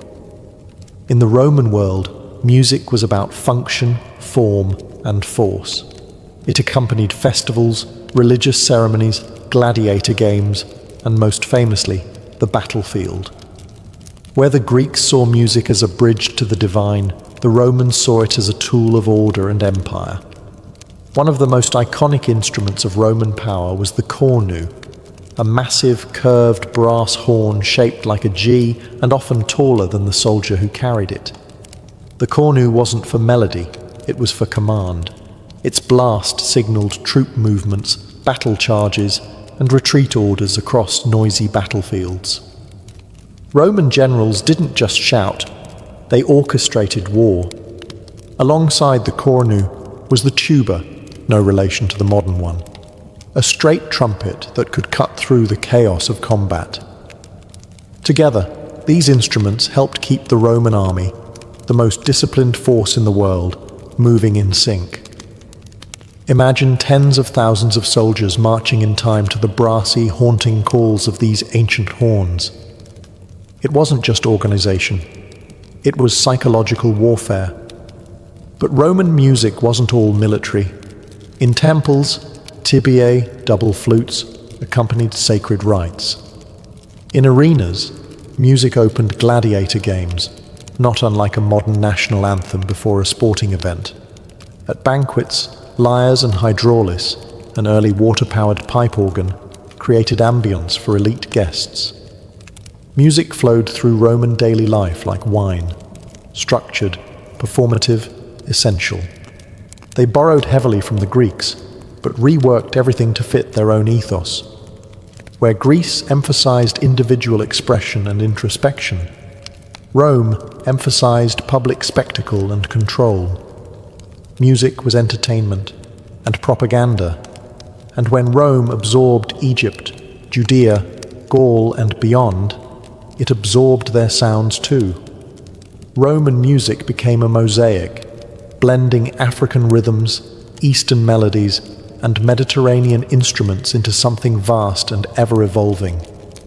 Yet unlike Greek philosophers, Roman thinkers wrote little about the theory of music. They played it, used it, marched to it, but rarely analyzed it. For Rome, sound was a means, not a mystery. In the end, Rome didn't refine music. It amplified it, until even the farthest provinces heard the beat of the empire's drums. While the West marched to the rhythms of empire, the East was exploring something else, the soul of sound. In ancient India, music was not merely an art form, it was a path to the divine. Rooted in the Vedas, some of the oldest sacred texts in existence, Indian music began as chant. The Samaveda, in particular, was a collection of hymns designed not just to be read, but sung. These chants followed intricate melodic patterns called saman, meant to elevate consciousness and harmonize the universe. As Indian civilization evolved, so did its instruments. The veena, an early stringed instrument, became associated with Saraswati, goddess of knowledge and the arts. The mridangam, a barrel-shaped drum, kept time during sacred performances. Every note, every rhythm was tied to ragas and talas, melodic and rhythmic frameworks that were believed to evoke specific emotions, times of day, even spiritual states. Music wasn't for entertainment. It was discipline, meditation, a way to balance inner energies and touch the eternal. Meanwhile, in ancient China, music was equally sacred, but also political.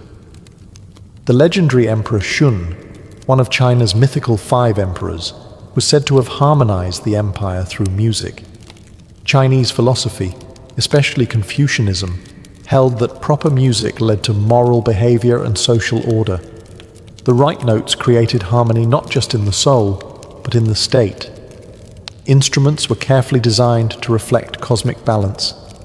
The guqin, a 7-stringed zither, was played in solitude by scholars and sages. Its soft, meditative tones, meant to reflect introspection and virtue. The sheng, a mouth-blown reed instrument, symbolized unity through its many pipes working as one. The bianzhong, a set of bronze bells, was used in royal courts to represent hierarchy and ritual structure. Chinese music was tuned to precise mathematical intervals that matched natural cycles, aligning humanity with the heavens. In both India and China, music was not separate from life. It was life, a mirror of the cosmos, a code of discipline, a sacred pulse. While Rome used music to conquer, the East used it to commune with the divine, with nature, with the self. From the thrum of bone flutes in Ice Age caves to the shimmering strings of Mesopotamia, From Egyptian sistrums that summoned gods to Chinese zithers that calmed emperors. Music has always been more than entertainment. It is a language without borders, a force that predates empires and outlasts them. But why has music endured when so many other inventions have faded? Because music speaks directly to something we can't explain, the emotional center of our being. It comforts, warns, excites, unites, mourns. It's what a lullaby offers to a crying child, what a funeral drum says when words fall short, what a national anthem stirs before a battle or a game. Music is intuitive. A melody from the Andes can move someone in Africa. A drum beat from a Polynesian island might feel familiar to someone in Scandinavia. It's not the notes we recognize. It's the feeling they carry. And music is flexible. It adapts. It absorbs. It survives colonization, migration, war, and revolution. Instruments cross oceans. Songs change languages. Scales evolve. But the core remains: rhythm, tone, expression. Across history, we've used music to define identity.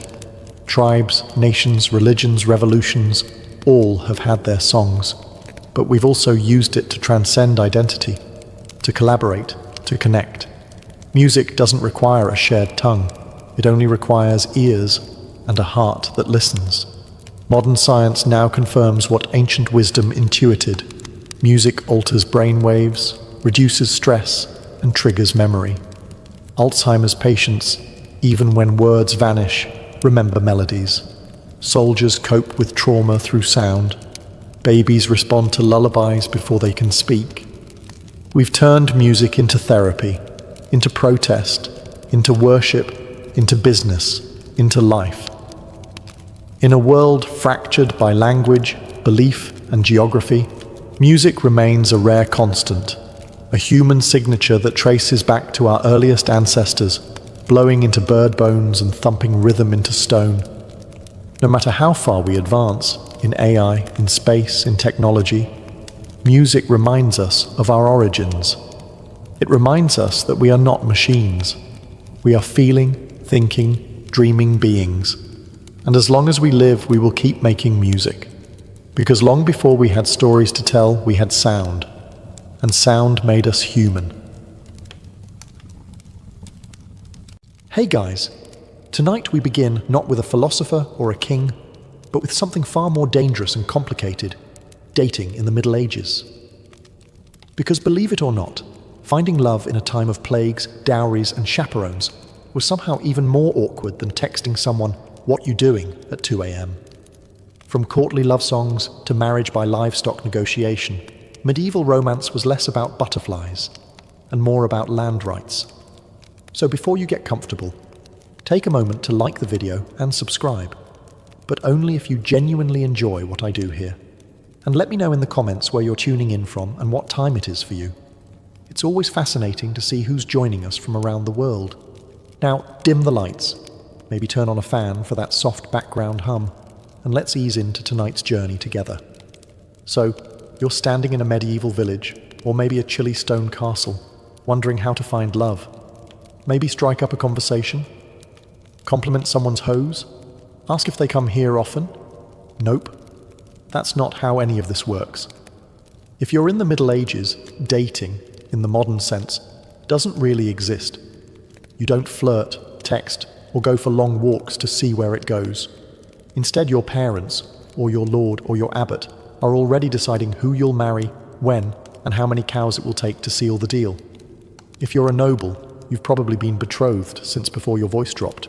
You and your future spouse might meet for the first time on your wedding day. And yes, that's just as uncomfortable as it sounds. The whole thing is about land, titles, and family alliances. Not compatibility, or how good they are at lute solos. If you're a peasant, things are slightly less formal, but only slightly. Your family still has a strong say, and love isn't really part of the discussion. Maybe your parents know a nice girl whose family owns a productive goat. Maybe they admire a boy who can thatch a roof without falling off. Boom. You're courting now. Lucky you. It's not that people in the Middle Ages don't feel romantic. They do. It's just not the priority. The goal is survival, inheritance, and social stability. Falling in love before marriage? That's risky. Falling in love outside of marriage? That's scandalous. Either way, it's frowned upon. Unless you're a character in a tragic poem, in which case, go wild. And yet, you dream. Maybe you write a little verse on a scrap of parchment. Maybe you sneak a glance across the market. Maybe, just maybe, you fall for someone who wasn't pre-approved by your family's livestock appraiser. But for now, you wait, you obey, you try not to fall for the miller's apprentice. Because in this world, love might be the goal of poets, but marriage is the work of parents, priests, and politics. So you think someone's cute. Maybe it's the way they balance a basket of onions on their head. Maybe it's the confident way they beat mud off a rug. Your medieval heart skips a beat. But steady yourself, because in this world, romance doesn't bloom without a balance sheet. Before you even think about courtship, you'd better ask, what do I bring to the table? And if your answer is a charming personality, you might want to sit down. If you're a young man, you'll need land, or livestock, or tools, or a roof that doesn't leak too much. Love letters are nice, but nothing says husband material like 2 healthy oxen and a roof that can survive a mild storm. If your father has already promised the best goat to your brother, well, you might want to consider the priesthood. If you're a young woman, your family needs a dowry. That could be coin, clothing, or a suspiciously generous number of geese. Doesn't matter how witty you are, if your family can't pay up, you're likely to spend a long time perfecting your embroidery alone. Now let's say you actually like someone who makes your calloused heart flutter. You lock eyes at the well. There's a spark. It's romantic. It's poetic. It's completely irrelevant, because unless your families are on equal financial footing, you might as well fall in love with a cloud. If you're noble, it gets worse. Your hand in marriage is tied to land, borders, and political favors. You're not just a person. You're a walking treaty. Congratulations. Even peasants aren't safe. Marriage is practical. You don't marry for butterflies. You marry because your pig pen borders someone else's wheat field. You dream of passion. You settle for irrigation rights. And yet, you try. Maybe you offer a small gift, a carved spoon, a handful of berries, or your finest slightly cracked mug. Maybe they smile, maybe they don't. But the truth remains. In medieval dating, economics is the flirting, and love is just a bonus you hope your spouse develops eventually. So let's say you're not a peasant worrying about pigs or a noble dealing with treaties. Let's say you're a knight. Shiny armor, big horse, questionable poetry skills. What's your love life like? Welcome to the strange and emotionally exhausting world of courtly love. Now, this isn't dating. This is performance art. Courtly love was a noble pastime, part flirting, part spiritual suffering, and entirely impractical. You, the brave knight, choose a noble lady, usually one who's already married, and vow to adore her from afar. Not physically, of course. That would ruin everything. No, you're supposed to suffer. Elegantly. You might compose a few tortured verses about her silver laugh, or how her hair burns like the sun, which, in medieval terms, means she has hair and didn't insult your family. You wear her colours at tournaments. You pine. You sigh. You occasionally joust someone just because he glanced at her too long. The lady's role? She's supposed to pretend this is all very flattering while maintaining a level of icy detachment that would terrify a glacier. She may respond with a letter, a token, maybe a ribbon, but mostly she'll just be mysterious and unattainable, which is the entire point. The emotions are high, the actual contact, minimal. At best, you might get a nod from across the hall or a finger brushed against your gauntlet during a feast. Anything more, and suddenly it's not courtly love. It's a scandal. Or worse, adultery. And no one wants that. At least, not officially. This entire setup worked best when everyone involved agreed it was mostly pretend. It was a way to express longing, devotion, and creative angst, all without disrupting the social order. A medieval venting mechanism, if you will. Was it dramatic? Absolutely. Did it involve more poetry than practicality? Constantly. But for a knight stuck between battles and boredom, courtly love gave you something to write about, and someone to write for. Just don't expect a happy ending, or a kiss, or even eye contact. So you've fallen for someone. Great. Now comes the hard part, expressing that affection in a society where touching someone's hand without a chaperone is basically a declaration of war. Welcome to the medieval solution, tokens. Think of it as 12th century texting, slow, confusing, and open to wildly inaccurate interpretation. Let's say you're a knight and you're hopelessly in love with Lady Marjorie of whatever her last name is. You can't speak to her alone, and your poems keep getting intercepted by her confessor. What do? You send her a glove. Or maybe your embroidered sleeve. Nothing says I love you like mailing someone part of your wardrobe. And if you're on the receiving end, congratulations. You now have a sweaty linen sleeve you didn't ask for, and the romantic burden of pretending you know what it means. Is he confessing love? Asking for a favor? Suggesting a duel? Who knows? Women gave tokens too. A ribbon, a piece of hair, a tiny pendant. It was sentimental, sure, but also deeply strategic. Give the wrong guy the wrong token, and suddenly you're spoken for by someone with a lazy eye and a drinking problem. Tokens were meant to be subtle. A glove pinned to your chest, a ribbon tied to your sword hilt. Everyone knew what it meant, and no one said what it meant. The more cryptic, the better. It was less about communication and more about plausible deniability. Oh, this glove? No, it's not from Lady Joan. It just appeared on my pillow, scented with lavender, completely random. For commoners, tokens were simpler. Maybe a wood carving, maybe a handkerchief you stitched when you weren't milking something. It was still romantic, just with more calluses involved. Tokens were also risky. Giving one to the wrong person could spark rumors. Receiving one you didn't want meant figuring out how to politely return someone's sock without insulting their lineage. But for all the awkwardness, these tokens carried real emotional weight. They were symbols of love in a world that didn't allow much room for it. So you finally build up the courage to talk to your crush. Maybe offer them a flower. Maybe quote a little bad poetry you definitely didn't steal from a travelling minstrel. You're ready for a moment of intimacy. Unfortunately, you're not alone. Welcome to the world of medieval dating surveillance, where love is never blind. It's heavily monitored by your mother, your priest, a nosy cousin, and sometimes all three at once. Let's say you're a young woman of marrying age. You're never just going for a walk. You're going for a walk with Margaret and her terrifyingly strict aunt, who's already judging your posture. Even if you're simply fetching water, someone is watching. Someone is always watching. It's less dating, more espionage. And if you're a man trying to court someone, better hope you have the approval of her family, her parish priest, and the local gossip network. You show up at her house with flowers? Her father's behind the door, sharpening something. Her mother's pretending to stir a pot that hasn't boiled in 3 hours, and the village priest just happens to be passing by on his way to morning prayers at sunset. The logic behind all this supervision was simple. Protect virtue, preserve family honor, and absolutely prevent any unsanctioned touching, especially before marriage, especially alone, especially ever. Chaperones were there to monitor innocent interactions. Group outings, monitored, walks, supervised, sitting within a 2-meter radius of each other on a bench. Only if someone's grandmother is knitting nearby and pretending not to listen. The church, of course, had opinions, lots of them. It regulated courtship the way a bouncer regulates a nightclub. Priests gave sermons about proper conduct and wrote lengthy treatises on the dangers of flirtation. Yes, that's right.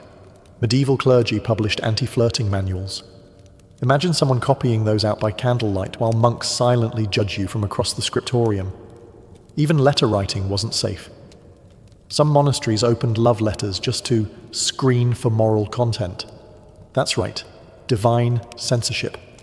So if you want to fall in love, you'll have to get used to doing it quietly, and in the presence of your entire extended family, and possibly God.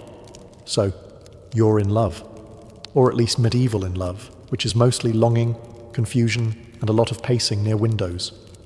You've exchanged glances across a feast. Maybe they picked up your dropped handkerchief and didn't immediately throw it into the fire. The tension is unbearable. But you still can't speak freely.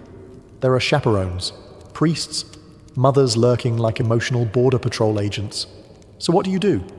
You write a letter. Ah, yes, the secret love letter.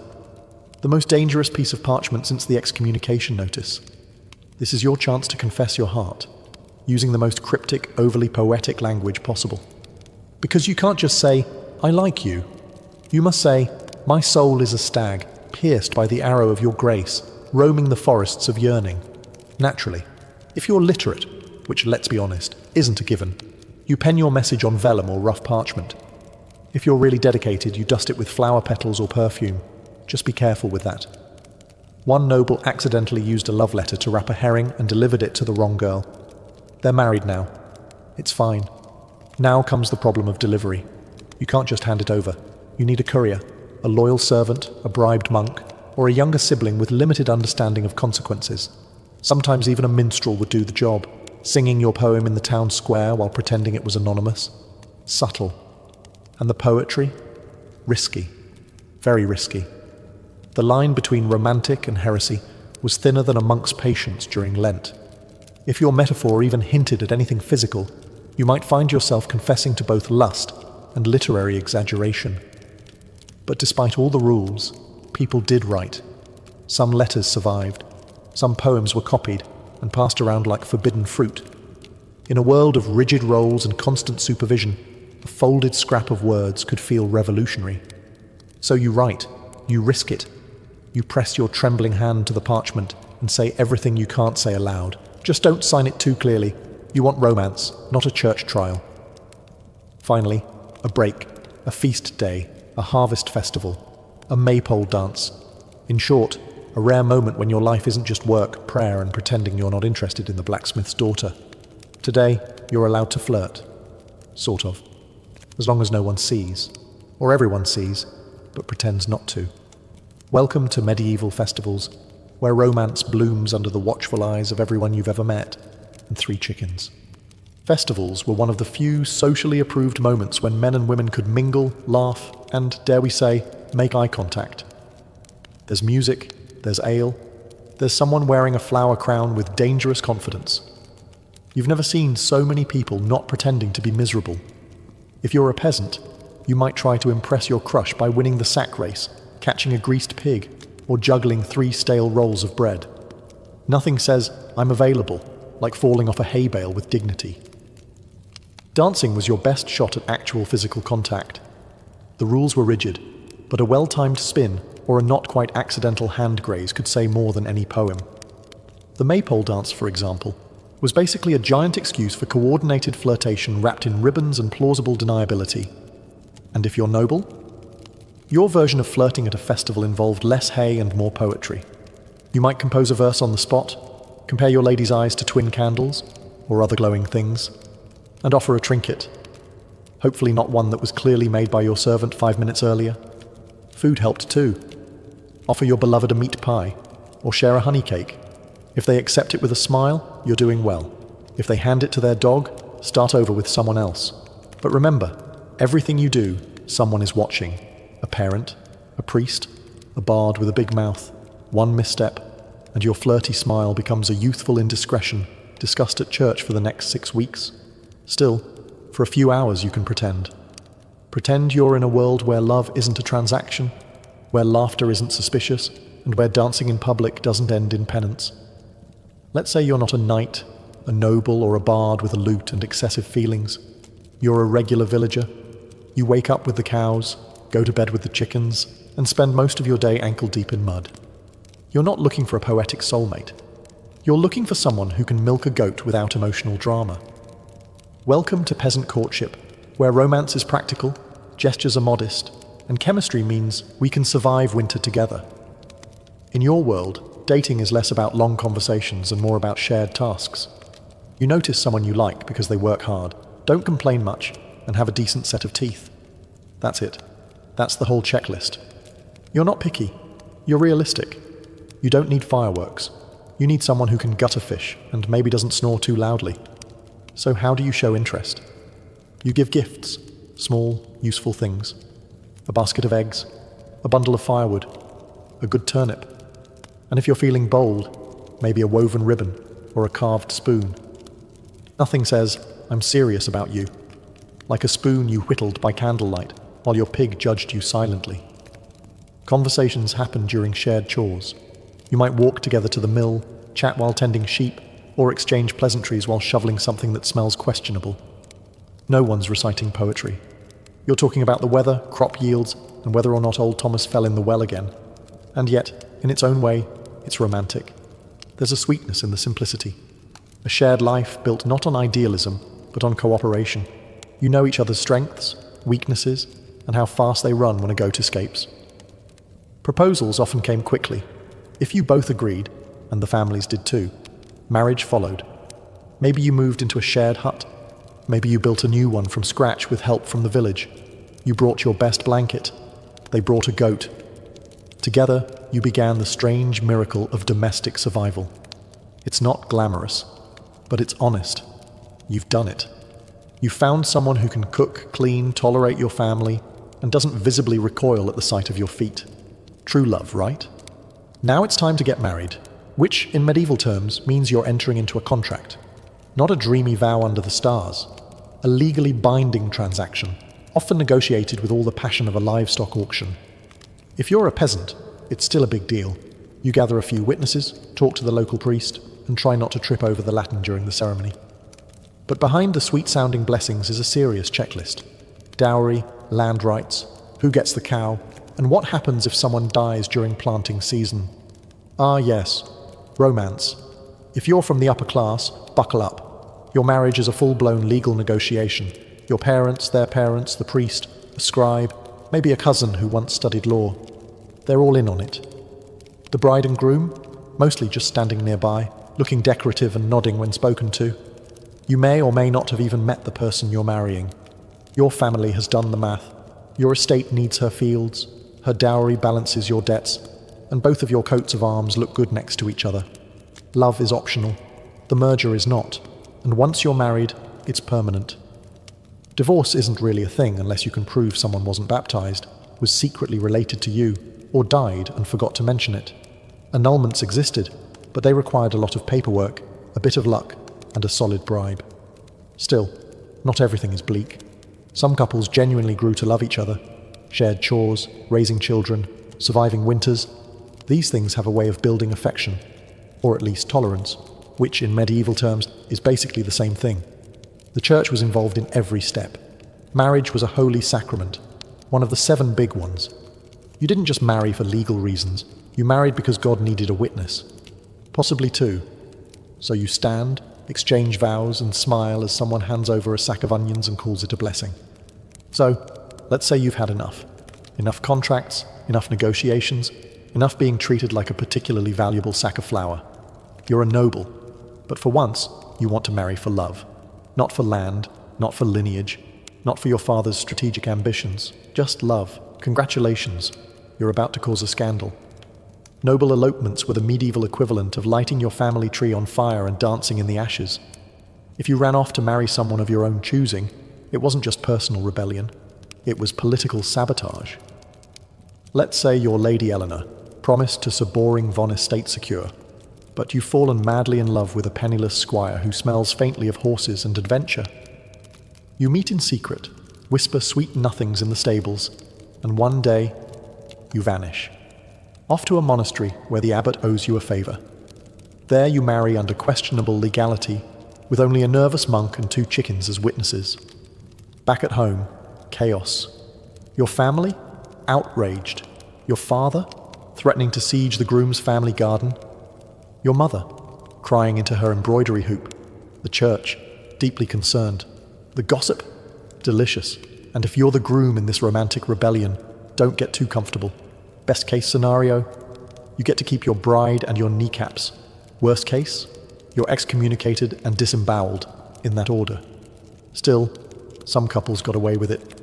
If the union couldn't be undone without causing even more embarrassment, families sometimes just sighed and moved on. After all, what's done is done, and at least nobody died. Hopefully. In rare cases, these scandals became legends. Songs were written, poems composed, stories whispered at banquets. 2 nobles who chose love over duty, practically mythological. And yes, most noble marriages were transactional, but these moments, Brief rebellions, passionate escapes, whispered vows beneath moonlit towers, they reminded the world that love, though inconvenient, refused to go extinct. So if you ever feel dramatic for swiping left or turning down a second date, just remember, at least your love life doesn't involve secret weddings, angry barons, and a horse tied to a ladder outside your window. Marriage. That beautiful union of two souls, and their respective financial portfolios. Because in the Middle Ages love was nice, but a dowry? Now that was truly romantic. Let's say you're a bride. You're not just getting married, you're being launched, like a small dowry-equipped economic vessel. Your family prepares your dowry, money, livestock, land, linens, a cow or two, depending on how lovable they think you are, and maybe even a set of pewter dishes if they're feeling generous. These offerings go to your future husband, who accepts you and your portable wealth with open arms and a mental calculator. Now flip the scenario. In some cultures or regions, it's not the bride's family giving the goods, it's the bride price. The groom pays her family for the honor of marrying her, effectively saying, "Here's a horse, a cloak, and 3 pigs. Now give me your daughter." Medieval romance at its finest. The point is, someone is paying someone. You're getting married, and there is absolutely a receipt involved. These exchanges weren't just about wealth. They were about status, expectations, and public statements. A large dowry might indicate a bride came from a prestigious family. A stingy one might suggest they were trying to offload her quickly, possibly due to suspicious personality traits or a habit of talking back. You, as the bride, didn't usually get to keep your dowry. It became part of the household economy, managed by your husband, guarded by the law, and hopefully not gambled away on dice and ale within the first month of marriage.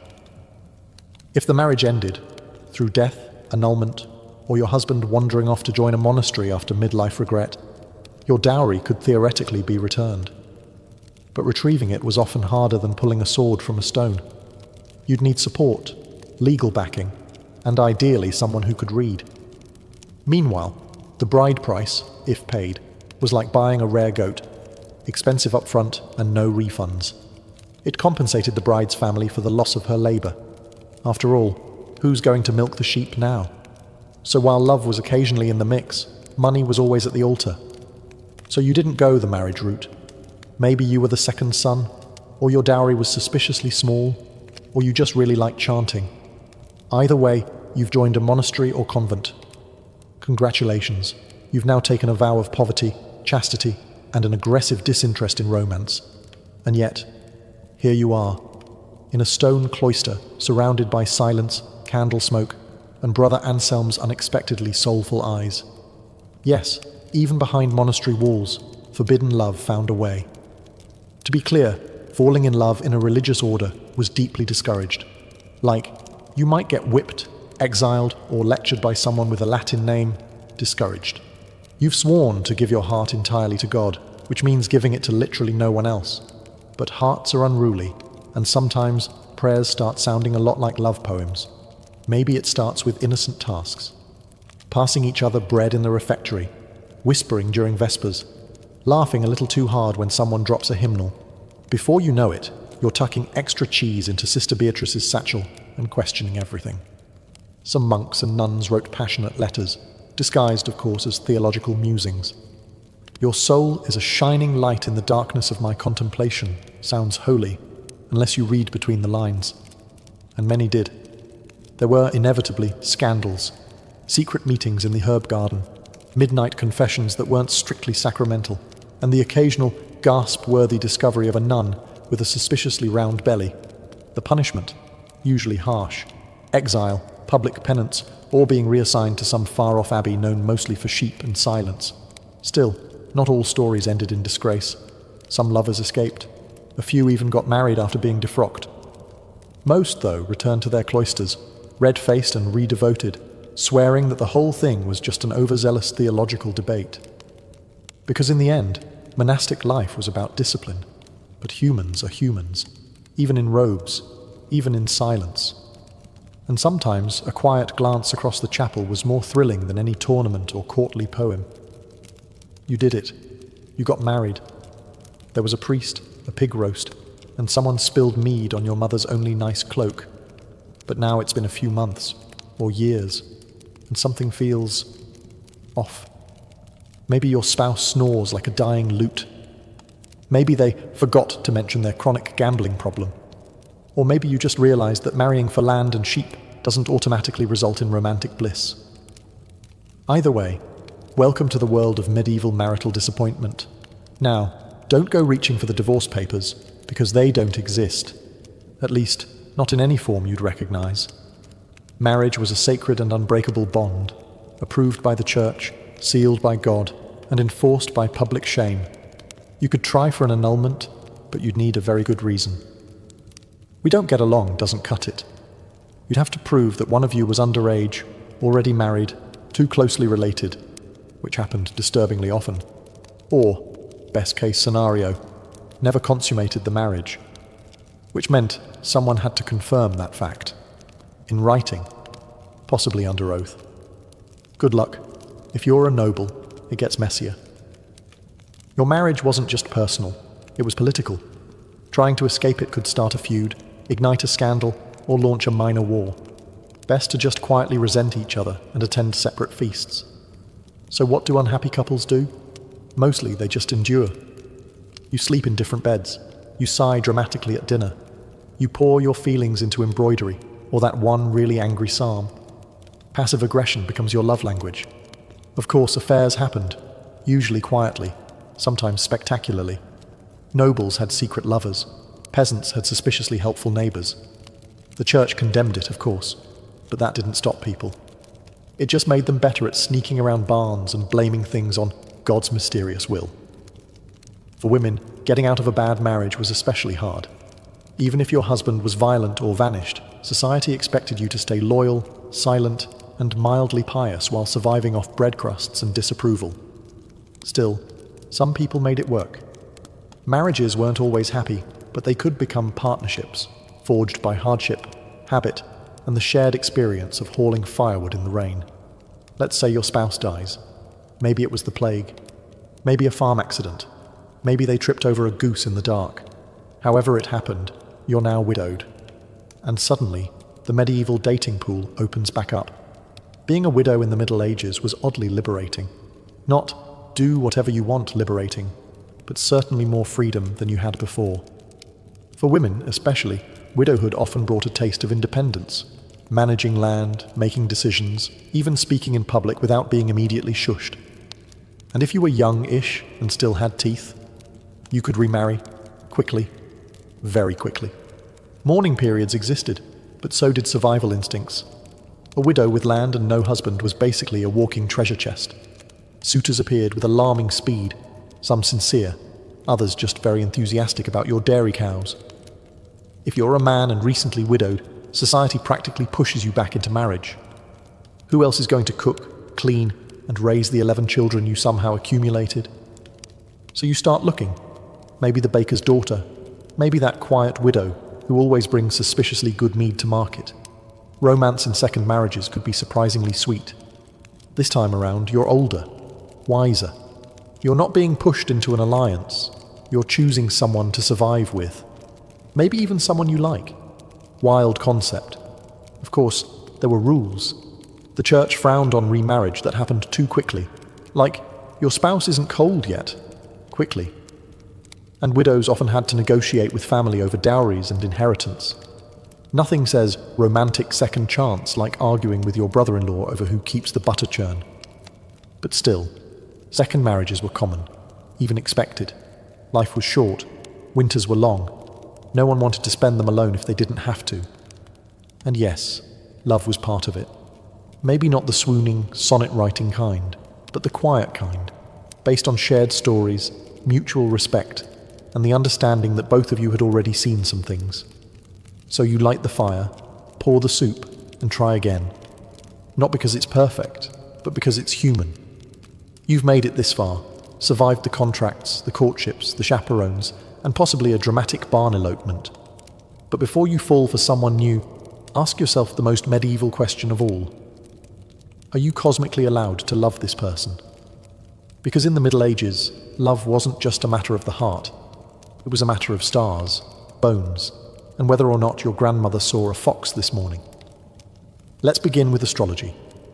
Yes, before you kissed anyone, you might want to consult the local monk astrologer. Are your signs compatible? Is Venus in retrograde? Was your beloved born under an unlucky moon? If so, better to marry someone less cursed. Love is hard enough without planetary sabotage. Then there were birthmarks, mysterious little symbols that might identify you as your soulmate's long-lost twin, or their destined executioner. Superstitions were flexible like that. But the church had its own checklist. You couldn't marry your cousin, or your second cousin, or your fourth cousin twice removed, unless you had special permission, which the wealthy often bought, because loopholes. So before things got serious, you'd probably need to draw a family tree, and then quietly erase parts of it.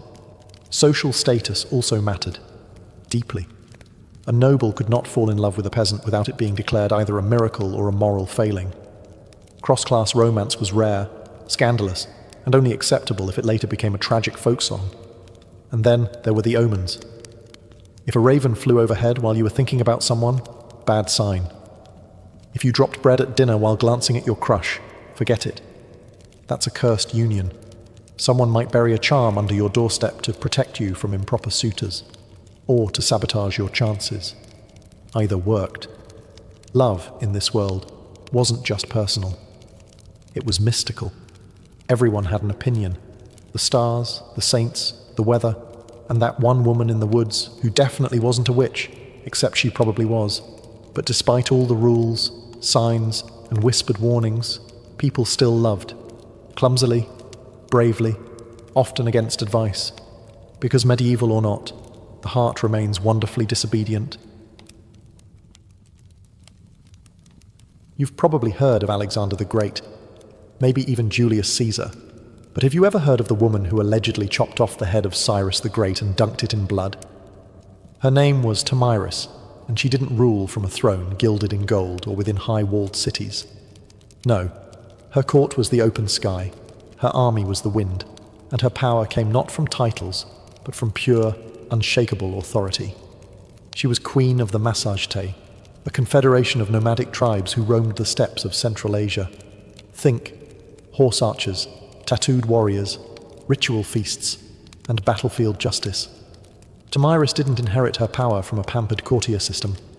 She rose through grit, leadership, and possibly a healthy dose of "don't mess with me" energy. Her people were tough, accustomed to harsh winters, long migrations, and enemies on every side.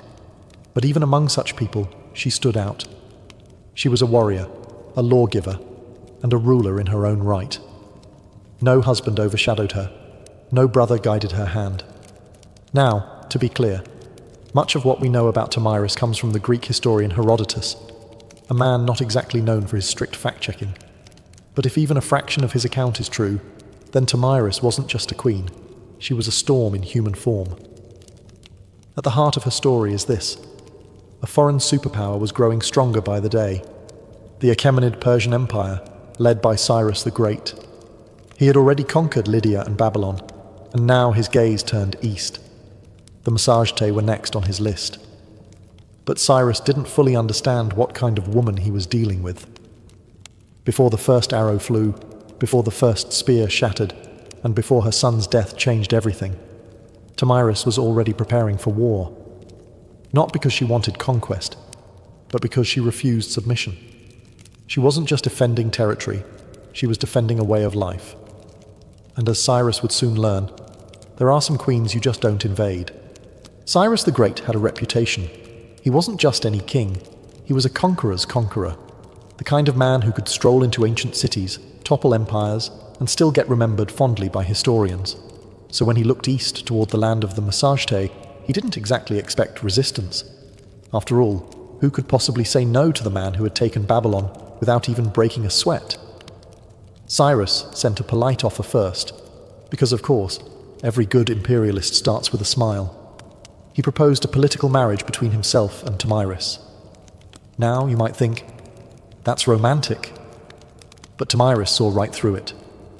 She understood that this wasn't about love, or even alliance. It was about control.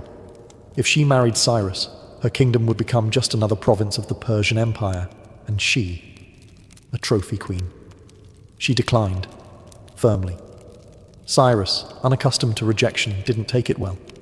If he couldn't charm her into submission, he would take her kingdom by force.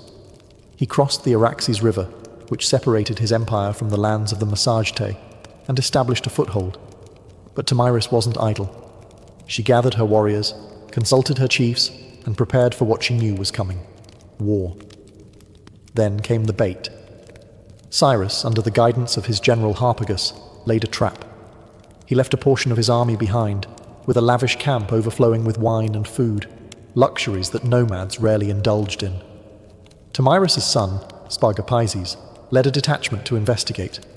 They raided the camp, took the supplies, and, fatally, drank the wine. The Persians returned at just the right moment. Drunk, disoriented, and unprepared, Spargapizes and his men were overwhelmed. He was captured alive. When Tomyris heard the news, her world cracked. This wasn't just a military loss. It was personal. Her son, her heir, was now a prisoner in Persian hands. She sent a message to Cyrus: "Give me back my son and leave. If you do not, I swear by the sun, the master of the Massagetæ, I will give you your fill of blood." Cyrus didn't listen. Spargapizes, ashamed of his capture, killed himself in Persian custody. Tomyris had just lost her only son, and now she was out for blood. Grief is a powerful thing. But grief mixed with fury, that's the recipe for absolute devastation. When Tomyris learned her son Spargapizes had taken his own life in Persian captivity, something inside her snapped. This was no longer about borders, pride, or even independence. This was war soaked in vengeance. And Tomyris wasn't one to grieve quietly. She didn't retire to her tent in mourning robes or weep by the fire. No, she mounted her horse, sharpened her weapons, and swore an oath that would echo through history. She would face Cyrus in battle. She would defeat him. And then she would make sure he never forgot her name, even in death. According to Herodotus, Tomyris summoned her tribal council. Under her command, the Massagetæ mobilized. Picture it. Hundreds of warriors on horseback, adorned in leather armor, wielding bows and spears, faces painted with fury. They didn't march like a Persian army. They moved like a storm, swift, chaotic, and with deadly precision. This time, she set the trap. Cyrus, perhaps overconfident from his earlier deception, underestimated her resolve. But Tomyris knew his tactics now. She studied his movements, waited for the right moment, and then unleashed everything. The two armies clashed in what Herodotus describes as one of the bloodiest battles of the ancient world. There were no fancy formations or long speeches, just screaming horses, clashing blades, and a queen who fought alongside her warriors. No silk-robed empress here. Tomyris was in the thick of it, riding hard, cutting down enemies with merciless focus. And when the dust finally settled, Cyrus the Great was dead. Tomyris, ever theatrical in her justice, had his body searched. His head was severed, placed into a wineskin filled with blood, and presented as a final offering. According to Herodotus, she spoke to it. "You thirsted for blood, now drink your fill." Whether or not every detail is true is almost beside the point, because what matters is that Tomyris won. She crushed the most powerful empire of her day, avenged her son, and made sure that her name would be remembered, not as a victim, but as a conqueror. And this was just the start of her legend. The battlefield was silent. The Persians were dead or fleeing, their legendary king lifeless in the dust. And Tomyris? She didn't celebrate like a conqueror. She didn't parade through Persepolis or carve her face into coins. Instead, she stood over Cyrus's body, her vengeance fulfilled, but her heart still broken. Victory, it turned out, didn't bring peace. The Massagetæ had won more than just a battle. They had turned the tide of empire. The death of Cyrus the Great sent shockwaves across the ancient world. In Babylon, Egypt, and the far corners of the Persian realm, rumors swirled. The unstoppable king had fallen, not at the hands of another great empire, but by a nomadic queen who had no throne, no palace, just fury, grit, and a cavalry of warriors who would ride into hell for her. And yet, Tomyris didn't exploit her victory for conquest. She returned to her people with the same pragmatism she ruled with. No war taxes, no imperial ambitions. She didn't try to seize the Persian throne. That wasn't her world. Her justice had been served. Her son had been avenged. The empire could continue without Cyrus, but now it would think twice before ever riding east again. It's worth noting just how rare this was. Most rulers, after winning a battle of that magnitude, would have grabbed power with both hands. But Tomyris seemed more concerned with preserving her people's freedom than expanding her reach. And yet, this is where her story begins to fade. There are no records of her after the battle, no statues, no royal tomb, no Massageté monuments carved in stone. She rides into the fog of history, as elusive and untamed as the steppes themselves. Historians debate whether Herodotus exaggerated her tale. Some say Cyrus died elsewhere, that the wineskin of blood was poetic fiction. But even skeptics agree, someone dealt Persia a heavy blow. And it wasn't a king, it wasn't a general, it was a queen, a mother, a woman whose love for her son fueled one of the most dramatic reckonings in ancient history. And her story, it didn't need to be written in stone. It was carried by the wind. Because when the wind howls across the steppe, some still say it whispers her name, Tomyris. To understand Tomyris, you have to understand the people she led. The Massageté weren't your typical ancient civilization. No marble temples, no hanging gardens, no scrolls of poetry. They were a nomadic warrior culture, living in the vast, untamed lands east of the Caspian Sea, lands too wild for Persian satraps or Babylonian scribes. Their world was one of movement, survival, and honor. Imagine sprawling plains without borders, herds of horses and cattle as currency, and warriors raised in the saddle. Children were taught to ride before they could walk straight. Archery wasn't a sport, it was second nature. Their bows were compact and deadly. Their armor? Layers of leather and scale, flexible for riding, sturdy for war. They hunted, they raided, and they fought to protect their freedom. And unlike many patriarchal societies of the time, Massageté women could, and did, fight. That wasn't an exception. It was expected. Warrior women weren't legends. They were your neighbors. So when Tomyris picked up a sword and led her people into battle, no one raised an eyebrow. She wasn't pretending to be a man or defying norms. She was the norm, just sharper, smarter, and far more dangerous than most. Their society valued strength, but also justice. Crimes were punished harshly, but fairly. Property was communal in many ways. What mattered was loyalty to the tribe and the ability to defend it. Kings and queens ruled, yes, but through consensus, not tyranny. Leaders had to prove themselves through deeds, not bloodlines. And as for religion, they were sun worshippers. Tomyris, in her famous warning to Cyrus, swore by the sun, the master of the Massageté. The sun was life, light, and justice, the divine judge of all oaths. To break one's word was to spit in the face of the heavens. In short, Tomyris wasn't some anomaly. She was the ideal embodiment of her people. Fierce, principled, proud. She didn't rise to power in spite of being a woman. She rose because she was exactly the kind of leader the Massageté revered. While the Persians had bureaucracy, the Massageté had freedom. And in one brutal, history-defining clash, that freedom held its ground. Because when you come from a land where the wind never stops, and the sky is your only ceiling, submission is simply not an option. You know what's strange? Everything we know about Tomyris, her battle with Cyrus, her son's death, the wineskin full of blood, it all comes from one man, Herodotus. Now, Herodotus is often called the father of history, which sounds great until you realize he's also the father of hearsay, myth, and dramatic flair. The man loved a good story, and if that story involved divine omens, gory revenge, or queens shoving heads into blood, well, even better. So, how much of Tomyris's tale is true? That depends on how much you trust a Greek writing decades after the events, who had probably never met a single Massageté in his life. Herodotus relied on second-hand accounts, travelers' tales, and whatever rumors were circling the Persian Empire. To him, history wasn't just a record, it was a performance. Still, here's the thing. He chose to tell her story. In a world brimming with male warlords, tyrants, and kings, Herodotus went out of his way to spotlight a steppe queen who brought down one of the greatest rulers in history. That's not nothing. But let's zoom out.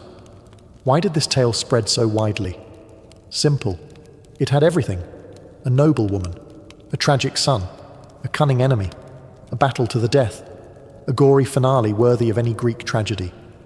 If you were living in Athens or Thebes and heard this tale from a travelling bard, you'd remember Tomyris forever, not because she wore a crown, but because she dared to defy a superpower and won. And over time, her story morphed. Medieval chronicles painted her as a savage Amazon. Renaissance artists depicted her drenched in blood, holding Cyrus's head like a trophy. She was exotic, fearsome, iconic. Yet through all the retellings, something real clings to her legend. Maybe not the exact dialogue, maybe not the wineskin, but the bones of the story, the queen, the sun, the war, the victory, feel too specific, too human, to be pure invention. In the end, Herodotus didn't just preserve Tomyris, he mythologized her. And while that may blur the lines between fact and fiction, it also ensured that her name would live far longer than Cyrus's imperial edicts. Because history forgets generals, but it remembers vengeance. For a queen with no surviving monuments, Tomyris has haunted the imagination of empires for over 2,000 years. Renaissance painters adored her. She was a dramatic muse, perfect for the bloody climax of a canvas. In 1622, Rubens painted her calmly holding a severed head, while courtiers looked on in awe. In another, she stands regal and composed, while Cyrus's decapitated head is ceremonially dunked into a golden vessel brimming with blood. Tasteful? Maybe not. Memorable? Absolutely. To European artists, Tomyris wasn't just a historical figure. She was symbolism incarnate. A woman who punished pride, a savage noble, a cautionary tale, a feminist icon, depending on who was holding the brush. She could represent the righteous fury of a mother, the barbarism of the East, or the wisdom of a ruler who refused to be bought. Writers loved her too. In the 18th and 19th centuries, she appeared in plays, novels, and philosophical tracts. Enlightenment thinkers debated whether she was proof that women could govern wisely, or a reminder of what happens when emotions rule leadership. Either way, she stayed in print. But oddly enough, her own people left no records. The Massagetæ faded from history, absorbed or erased by later nomadic cultures. No carved inscriptions, no burial mounds with gold plaques saying Tomyris was here. Her memory survived entirely through outsiders' eyes, and yet she kept reappearing. In Soviet-era Central Asia, Tomyris was reclaimed as a symbol of resistance against imperialism. Statues of her were erected in Kazakhstan and Turkmenistan. Modern scholars re-evaluated her not as a bloodthirsty barbarian, but as a legitimate head of state, a woman who ruled, led armies, and negotiated from a position of strength. She has appeared in everything from documentaries to video games. In one moment, she's a playable leader in a strategy game. In the next, she's being analysed in academic journals on gender and power. That's range. And here's the strange part. We still don't even know what she looked like. No coins, no busts, no carvings. But we know what she stood for. Strength, vengeance, autonomy, legacy. In a world that forgets queens who behave, Tomyris is remembered because she did not. She didn't ask to be part of history's art gallery. She kicked the door down and posed for the bloodiest portrait ever painted. Tomyris wasn't the first woman to lead warriors into battle, and she certainly wasn't the last. But history tends to treat women like her as exceptions, isolated flashes of power in a man's world. The truth? Tomyris was part of a long, often overlooked lineage of women who ruled through the sword. Let's rewind a bit.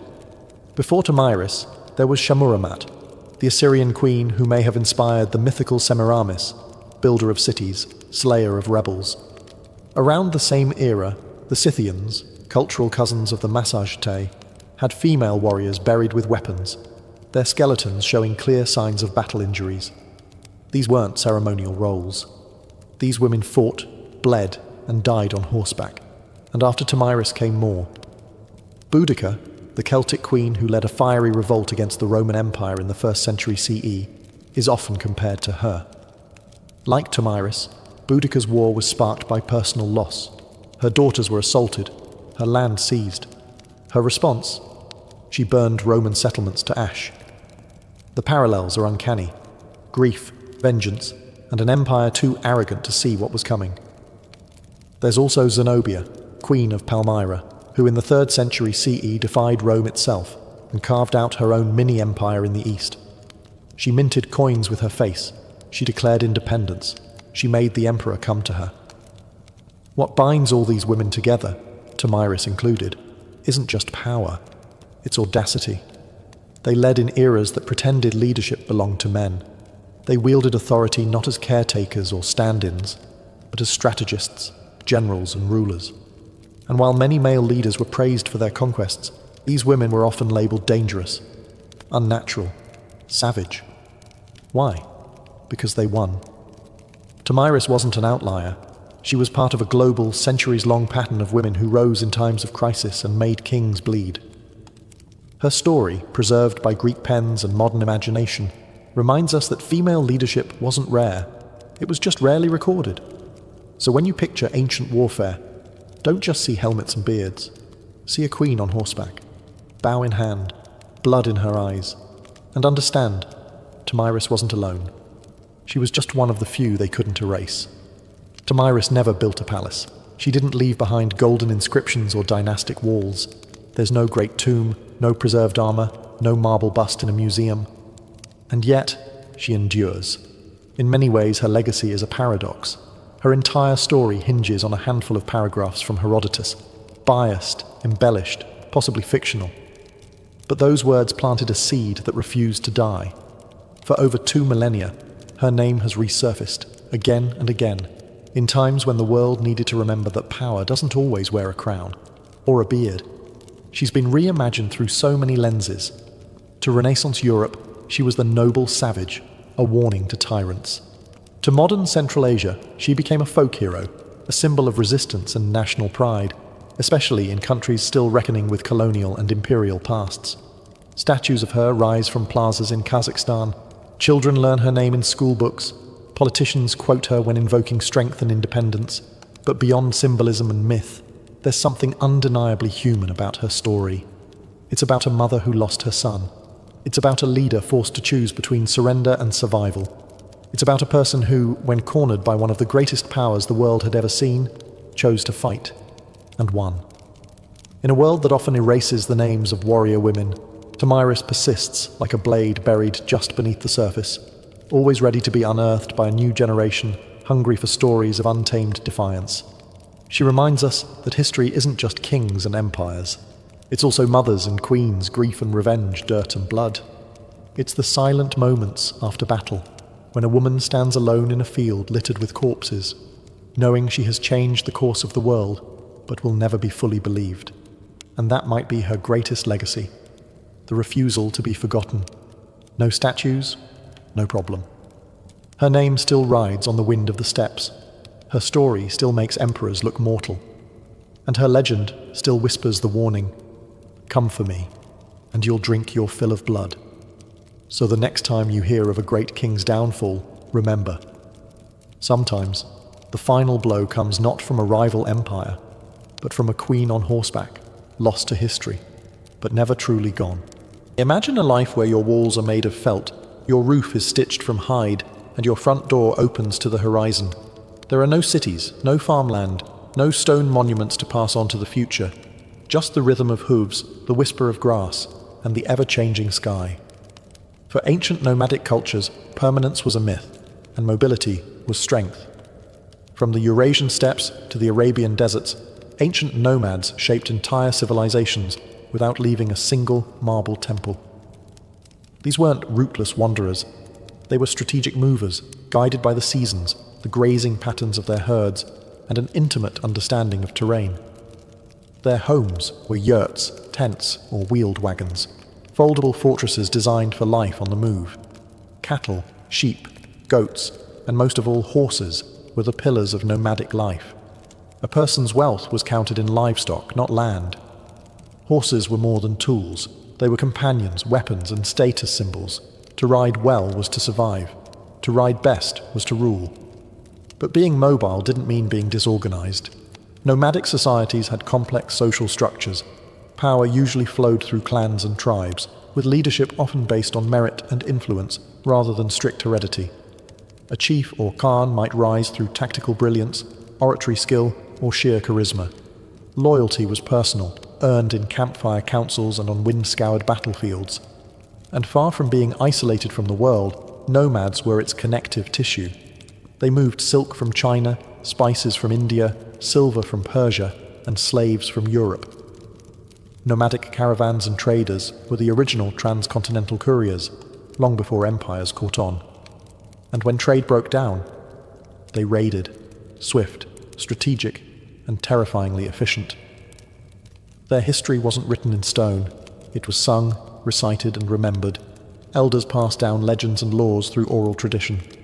A tribe's entire legal system, history, and identity could be carried in the mind of a single bard or elder. Stories weren't entertainment. They were instruction, governance, and identity. In the eyes of empires, nomads were unpredictable, alien, and dangerous. But to themselves, they were guardians of freedom, masters of adaptation, and heirs to the wind. They left few ruins behind, but they reshaped the world every time they rode. Long before the Mongols thundered across Eurasia, the Scythians ruled the wind-swept steppe. Between the 9th and 2nd centuries BCE, these nomadic warriors dominated the lands stretching from the Black Sea to the edges of Central Asia. To the Greeks, they were fearsome horsemen and exotic barbarians. To themselves, they were a people of freedom, vengeance, and pride. Scythian society was built around mobility and violence. Their horse culture was unmatched. Boys learned to ride before they could walk properly. Their weapons were practical and deadly.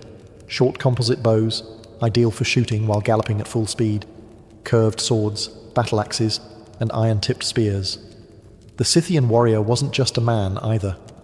Archaeological finds confirm what Herodotus hinted at. Women fought too. Some graves reveal female skeletons buried with weapons, showing battle wounds that only came from real combat. They didn't build cities, but their kurgans, burial mounds, have preserved their legacy. Beneath these mounds, archaeologists have found gold, intricate tattoos on preserved skin, embroidered garments, and elaborate weaponry. Their art style, full of swirling animals and predatory symbolism, reflects a life bound to nature and the hunt. But the Scythians weren't just wild raiders. They were diplomats, mercenaries, and traders, especially with Greek colonies along the Black Sea. They sold furs, slaves, and grain, and in return imported wine, pottery, and luxury goods. Greek writers both admired and feared them. Herodotus wrote of their strange customs, like drinking the blood of enemies or using scalps as napkins. But he also praised their justice and loyalty to kin. Their religion was primal and animistic. They worshipped gods of war, fire, and fertility. Some rituals involved cannabis smoke, others horse sacrifice. Their worldview was cyclical and tied to the land, not in terms of ownership, but sacred movement. Eventually, they faded. Pressured by other nomadic groups like the Sarmatians, and boxed in by growing empires, the Scythians dissolved into history. But they set the standard for the steppe warrior archetype. A mobile, deadly, fiercely independent fighter with no master and no fixed home. They didn't write books. But when you see a mounted archer silhouetted against the steppe, that shadow is Scythian. They were the storm before the empire. While the Scythians ruled the grasslands, the Bedouins carved their legacy into sand. Originating in the vast deserts of the Arabian Peninsula, the Bedouin were not merely wanderers. They were engineers of survival, mastering some of the most inhospitable terrain on earth. Unlike the mounted thunder of steppe nomads, the Bedouin life was quieter, more deliberate. It was built around the rhythms of the desert, drought and rainfall, grazing routes, and the movements of stars. Their home was the black goat hair tent, or Beit el-Shar, portable, breathable, and easy to pack. Life moved with the camels, known as the ships of the desert. Camels were transport, food, clothing, and currency all at once. The Bedouin were famed for their tribal structure. Everything revolved around the clan. Loyalty to kin came before all else. Honor, or sharaf, wasn't just a word. It was the social glue. A single insult could start a blood feud.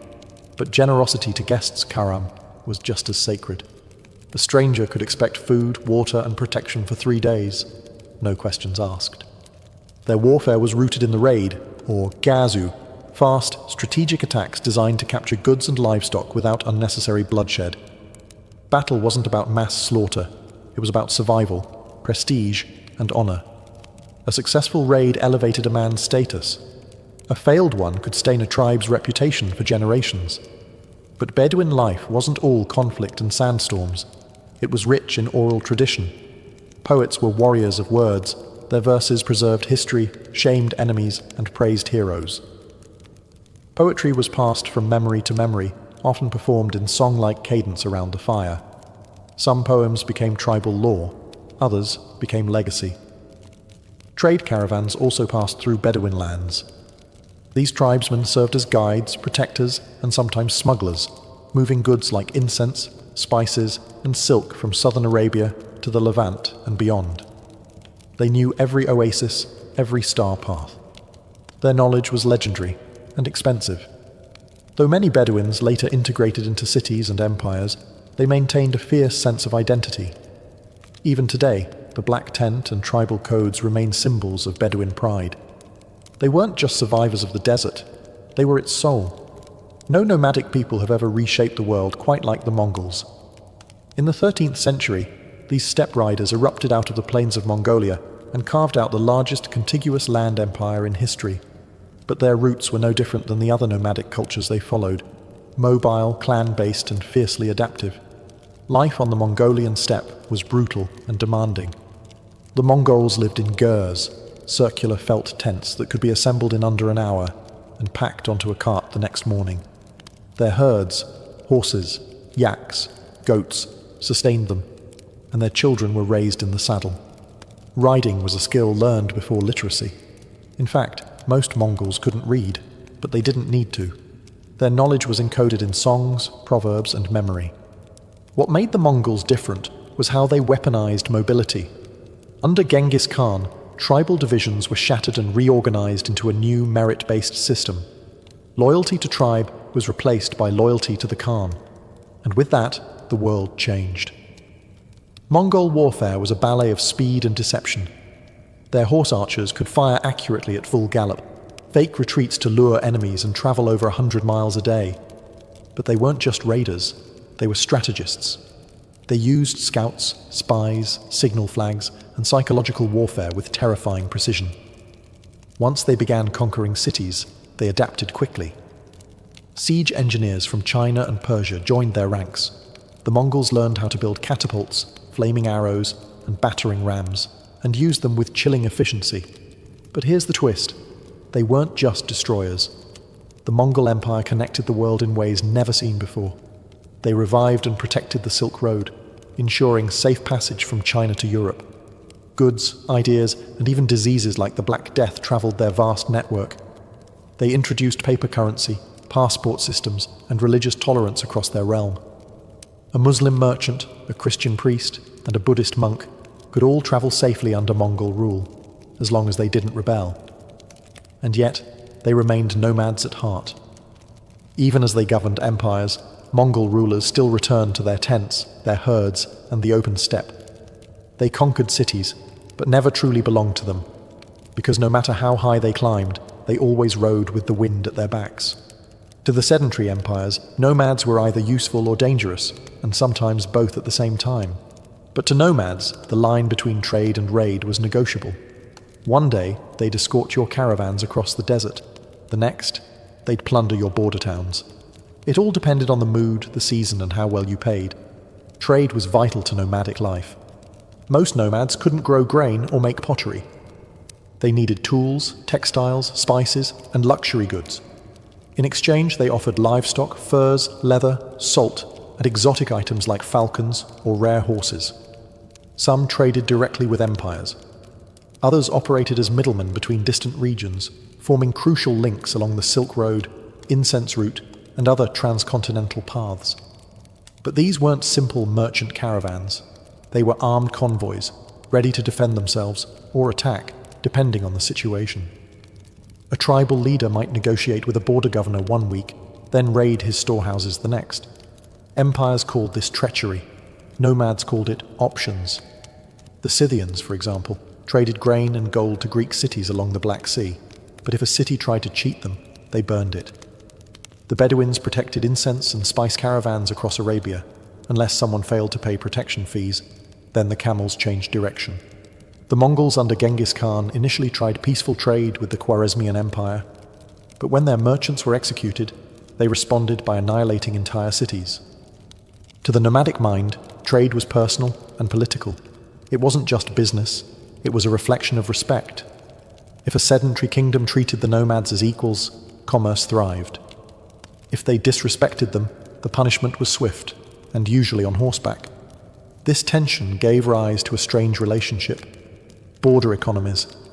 Towns and cities on the edge of nomadic zones often became hybrid spaces, half military outpost, half market. Governors bribed chieftains, tribes traded news, horses, and intelligence. Sometimes marriages were arranged to seal fragile peace. This dance between trade and raid wasn't a flaw in nomadic life. It was a feature. It allowed them to negotiate power without occupying territory, to influence empires without building them, and to remain fluid in a world that worshipped walls. They didn't need to conquer cities. They just needed cities to keep watching the horizon. In a world without libraries, scrolls, or printing presses, how do you preserve your history? For nomadic cultures, the answer was simple and incredibly powerful. You remember it. Oral tradition wasn't just a storytelling tool for ancient nomads. It was their library, courtroom, constitution, and mythos, all rolled into one. From the Scythian grasslands to the Mongol plains and the Bedouin deserts, memory was sacred, and the tongue was sharper than the sword. Elders were more than old men and women. They were archives in human form. They knew lineages stretching back a dozen generations, war stories that shaped tribal identity, and proverbs that guided decisions in peace and battle alike. These weren't campfire tales told for amusement. These were lessons, warnings, and laws. Among the Bedouins, poetry was king. A well-crafted verse could shame an enemy, honor a fallen warrior, or settle a dispute. Poets, or sha'ir, were advisors to tribal leaders, remembered more clearly than many chiefs. Their words could ignite war or stop it cold, and their memory, flawless. Entire epics were passed down word for word, generation after generation. The Mongols were no different. The great work known as The Secret History of the Mongols was first preserved orally, only written down later. It tells not just the rise of Genghis Khan, but the cultural values of loyalty, fate, revenge, and ambition that defined their world. It isn't a dry historical record. It's a living saga, originally recited by heart to teach and unify. Even the Scythians, who left almost no written records, maintained detailed oral accounts of their migrations, battles, and alliances. When Greek writers like Herodotus described their tales, they were capturing echoes of a far older spoken tradition. History passed through campfires, not chiseled in stone. Oral tradition had its risks. Memories faded, stories evolved. But it also had one massive advantage. It lived. It was adaptable, flexible, and deeply human. It allowed nomadic societies to retain identity even after migrations, defeats, or cultural absorption. Empires may have fallen and their archives turned to dust, but nomadic stories survived, not because they were written down, but because they were woven into breath. And as long as someone remembered, nothing was truly lost. In many ancient civilizations, women were confined to the background, silent, veiled, or confined behind palace walls.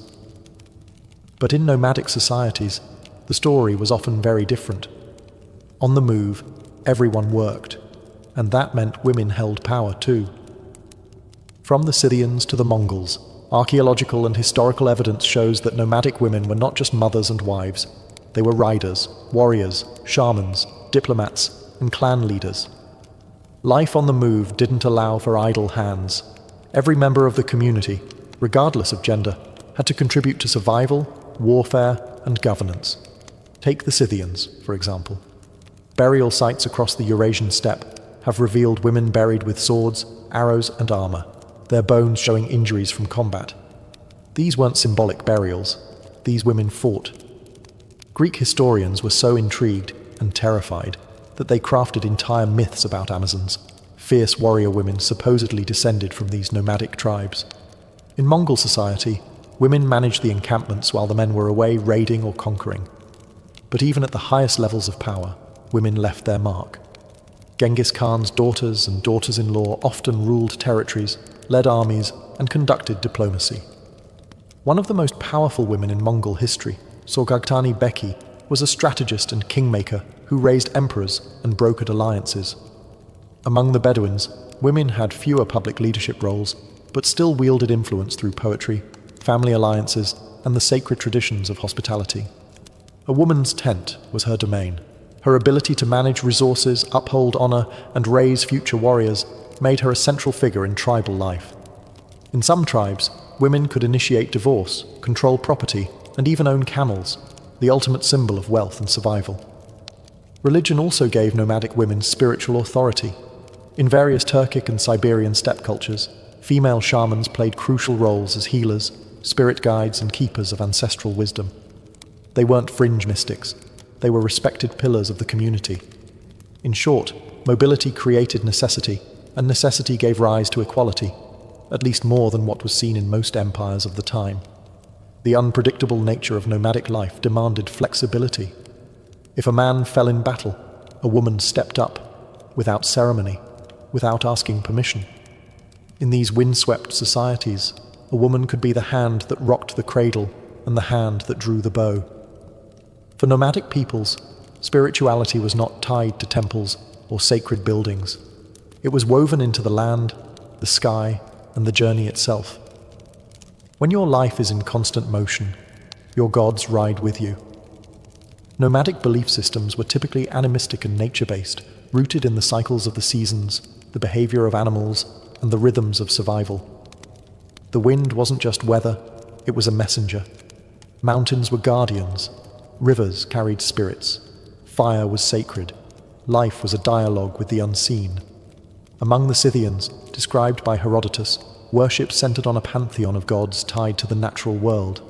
Tabiti, the goddess of the hearth, likely equivalent to Hestia, and Papaios, the sky god. Rituals often involved horse sacrifice, cannabis smoke, and sacred oaths sworn under open skies. Their spiritual world was visceral, earthy, and direct. No priests in robes, just warriors and shamans calling to the heavens. The Bedouins, before the rise of Islam, practiced a form of polytheism centered around local deities and tribal idols. But above all, they revered the unseen, the mysterious forces of fate and nature. Jinn, or spirits, were believed to dwell in rocks, windstorms, and lonely places. Poets and seers were thought to be inspired, sometimes even possessed, by these entities. Hospitality wasn't just a custom, it was a spiritual obligation. In Mongol culture, the spiritual world was structured around Tengrism, the worship of Tengri, the eternal blue sky. Tengri wasn't a god you prayed to in a temple. He was the sky itself, ever present, watching and judging. Genghis Khan claimed his right to rule came from Tengri. Mongols also revered earth spirits, ancestral ghosts, and the sacred fire in the center of every tent. Shamanism played a vital role. Shamans were healers, spirit guides, and political advisors. The beauty of nomadic spirituality was its adaptability. As nomads came into contact with Buddhists, Muslims, Christians, and others, they often blended these beliefs with their own. Mongol emperors patronized multiple religions at once. A Bedouin could follow Islamic law while still clinging to older, desert-rooted customs. Whereas cities built temples to contain the divine, nomads carried the sacred with them. Their gods moved, their rituals adapted, and their beliefs flowed like the rivers they crossed. Because to a nomad, faith didn't need four walls, just sky above, earth below, and memory in between. They didn't leave behind pyramids or cathedrals. You won't find their capitals on modern maps. And yet, the legacy of ancient nomadic cultures is written all over history, in the flow of trade, the scars of conquest, and even the languages we speak. Nomads were not historical footnotes. They were architects of disruption, reshaping entire continents through movement. The Silk Road? That wasn't just a route for silk and spices. It was a highway built by hooves, maintained by the diplomacy, muscle, and local knowledge of nomadic tribes. Without them, East and West might never have met. Empires feared them, and for good reason. The Scythians, Xiongnu, Turks, and Mongols all challenged the myth of urban superiority. Their victories exposed a fundamental truth: mobility can outthink monuments. Where empires moved slowly, nomads adapted. When cities relied on walls, nomads relied on speed. But their influence wasn't only military. They acted as cultural bridges, carrying music, recipes, stories, and even religion from one world to another. Mongol rule brought Chinese printing technology to Persia. Arab Bedouin traditions shaped the early Islamic world, from language and law to poetry and honor codes. Turkic nomads laid the groundwork for the Ottoman Empire. The paths they rode became arteries of civilization. Even after their empires faded, their spirit endured. You can see it in modern horsemanship, in oral storytelling cultures, and in the values of kinship, resilience, and independence that still echo across the steppe, desert, and tundra. In many ways, they also serve as a warning. They remind us that no structure is permanent, not even the grandest empire. They proved that the wind could erase borders, and that power didn't need to be carved in stone to be real. Today, many nomadic peoples still exist, though fewer in number and often under pressure from modern borders, climate change, and urbanization. Yet their descendants carry traditions older than most nations: hospitality to strangers, reverence for animals, and stories that ride through generations like horses through fog. So when you study history, don't just look at the walls, the temples, the thrones. Look between them. That's where the nomads lived, and that's where history moved. In the mid-1800s, America was a country divided, not just by politics, but by terrain. The East bustled with cities, factories, and ports. The West was a wild expanse of mountains, deserts, and gold fields. And between them stretched over 1,700 miles of unforgiving wilderness. To journey from New York to California meant weeks on a ship around Cape Horn, or months in a wagon, dodging disease, bandits, and dust. But the dream was there, a railroad that would tie the country together, steel rail by steel rail, a direct line from coast to coast, unthinkable to some, inevitable to others. Visionaries believed it could unite the Republic, speed up communication, move armies, open new markets, and settle the untamed frontier. To build it, however, would require more than ambition. It would take money, labor, land, and political power. That last part came with the Civil War. In 1862, while the nation was tearing itself apart, Abraham Lincoln signed the Pacific Railway Act. The law authorized two railroad companies, the Union Pacific and the Central Pacific, to start building from opposite ends of the country. The Union Pacific would head west from Omaha, Nebraska. The Central Pacific would go east from Sacramento, California. They would meet in the middle. To fuel the construction, the government offered massive land grants. For every mile of track laid, each company received up to 640 acres of public land and generous loans. The race was on, not just to unite the country, but to claim land, money, and history itself. On paper, it was a marvel of infrastructure. In reality, it was about to become one of the most grueling construction efforts in American history. Workers would blast through mountains, bridge vast plains, and brave bitter winters and scorching deserts. Thousands of immigrants and laborers would be brought in to do the work. The rewards would be monumental, but so would the human cost. And for the indigenous nations living on the land where the tracks would cut through like a scar, this was not progress. It was a warning. In 1862, the idea still sounded like a gamble, but within 7 years, two lines would meet in the Utah desert and change America forever.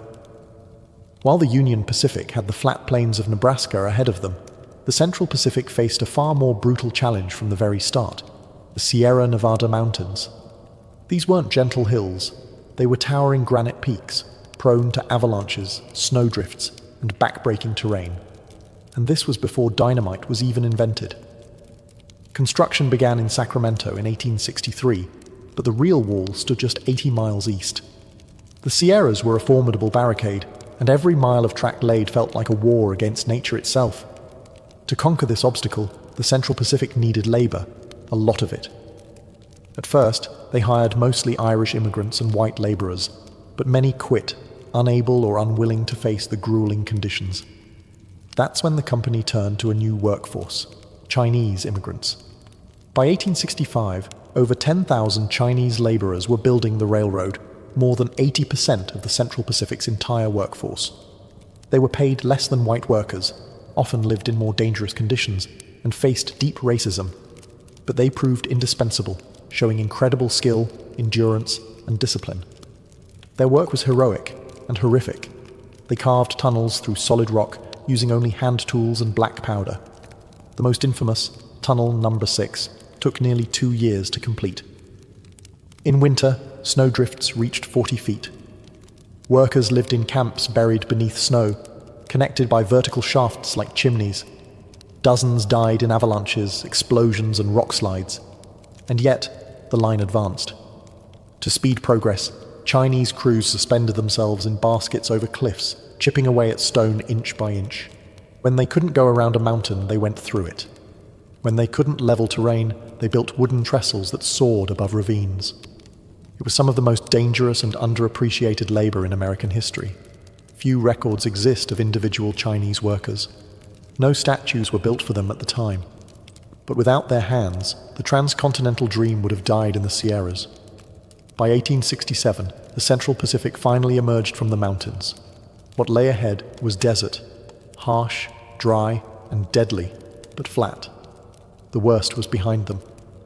The race to the meeting point was truly on. While the Central Pacific was battling granite and snow in the west, the Union Pacific had its own gauntlet to run. Starting from Omaha, Nebraska, the company laid track westward through the Great Plains, a land that seemed endless, flat, and deceptively simple. But the challenge wasn't the geography. It was people, politics, and power. The Union Pacific hired largely Irish immigrants, former Union soldiers, and freedmen. Many were veterans looking for steady pay after the Civil War. Crews could lay 2, sometimes even 3 miles of track in a single day. The wide open plains allowed speed, but they also exposed the workers to raids, starvation, and environmental extremes. This was indigenous land. The Pawnee, Cheyenne, Arapaho, and Lakota Sioux had hunted, lived, and died on these plains for generations. And to them, the railroad was not progress, it was an invasion. The track cut directly through tribal hunting grounds. The smoke-belching engines frightened buffalo herds. Telegraph poles and surveyors disrupted sacred spaces. Tribes saw what was coming. Settlers, soldiers, fences, and displacement. Resistance was inevitable. The Lakota Sioux, under leaders like Red Cloud, fought back fiercely. They raided camps, attacked surveying teams, and tore up rails. In response, the US government built forts along the route and stationed troops to guard the track. Railroad construction became a militarized operation, with track layers working under the protection of armed guards. It was a low-grade war, fought with rifles and treaties that never lasted. For the indigenous nations, the railroad represented a death sentence for their way of life, and they were right. Still, the Union Pacific pushed forward. Financially backed by massive federal loans and led by men like Thomas Durant, the company laid track at breakneck speed. Crews lived in temporary towns, dubbed Hell on Wheels, which sprang up overnight and disappeared just as fast. Gambling, whiskey, and violence followed the workers like a dust storm. By 1867, Union Pacific had reached Cheyenne and was headed into Wyoming.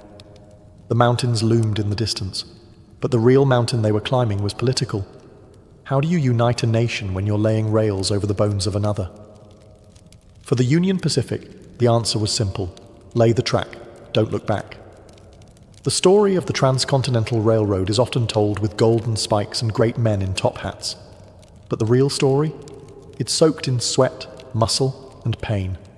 Much of it provided by men whose names were never recorded, whose graves were never marked, and whose stories were buried beneath the tracks they built. On the Central Pacific, it was the Chinese laborers who did the impossible. Nearly 15,000 of them, most hailing from Guangdong province, endured freezing temperatures, deadly explosions, and racial hostility while tunneling through the Sierra Nevada. They earned less than white workers, received no recognition, and were often housed in separate, inferior camps. But they persisted, quietly, skillfully, and relentlessly. Despite being called weak and unfit by early skeptics, The Chinese crews soon proved to be the most reliable workforce on the railroad. They blasted rock, laid rail, built trestles, and cooked their own food, often staying healthier than their counterparts. Yet, when the last spike was driven at Promontory Point, none of them were invited to the celebration photo. Meanwhile, on the Union Pacific, Irish immigrants made up a large portion of the workforce. Many had survived famine and war, only to face new dangers on the plains. They fought off raids, laid track at incredible speed, and drank themselves to sleep in rickety tents. Their lives were hard, but their labor was essential. Former enslaved African Americans also worked the rails, some hired as freedmen seeking better lives. Their contributions, like those of the Chinese and Irish, went largely uncredited. Laborers of color were exploited, but indispensable. This was a multinational workforce, building a nation with bare hands and broken backs. And then there were the cooks, blacksmiths, teamsters, and supply haulers, each playing a role in keeping the great machine of progress moving forward. None of them were executives, but without them, there'd be no golden spike. In the grand American myth, we tend to spotlight the visionaries and tycoons. But railroads weren't laid by dreams alone. They were laid by calloused hands, underpaid men, and marginalized workers, people who bent history with no guarantee they'd be remembered. They didn't build the railroad for glory. They built it to survive. By the late 1860s, the two railroad companies, the Union Pacific and the Central Pacific, were no longer just building tracks. They were locked in a frenzied competition, each racing toward an invisible meeting point somewhere in the Utah Territory. But this wasn't a gentleman's agreement. It was a war for land, money, and prestige. Why the urgency? Because of the way the government subsidies worked. For every mile of track completed, each company received federal land grants and hefty loans. The more track you built, the more profit you claimed. So naturally, both sides tried to outbuild the other, even laying parallel tracks in opposite directions, knowing full well that only one set would be used. It became absurd. Crews worked at breakneck speed. The Central Pacific, fresh off their victory over the Sierra Nevada, now blasted through the Nevada and Utah deserts. Meanwhile, the Union Pacific crossed rivers and high plains, skirting the edge of the Rocky Mountains. They even began laying track through areas they knew the government would eventually declare wasteful, just to secure funding. Work intensified to near manic levels. The Central Pacific's Chinese crews set a world record in April 1869. 10 miles of track laid in a single day, a feat unmatched even today. They accomplished this using synchronized teams, rotating shifts, and a rhythm honed through years of labor.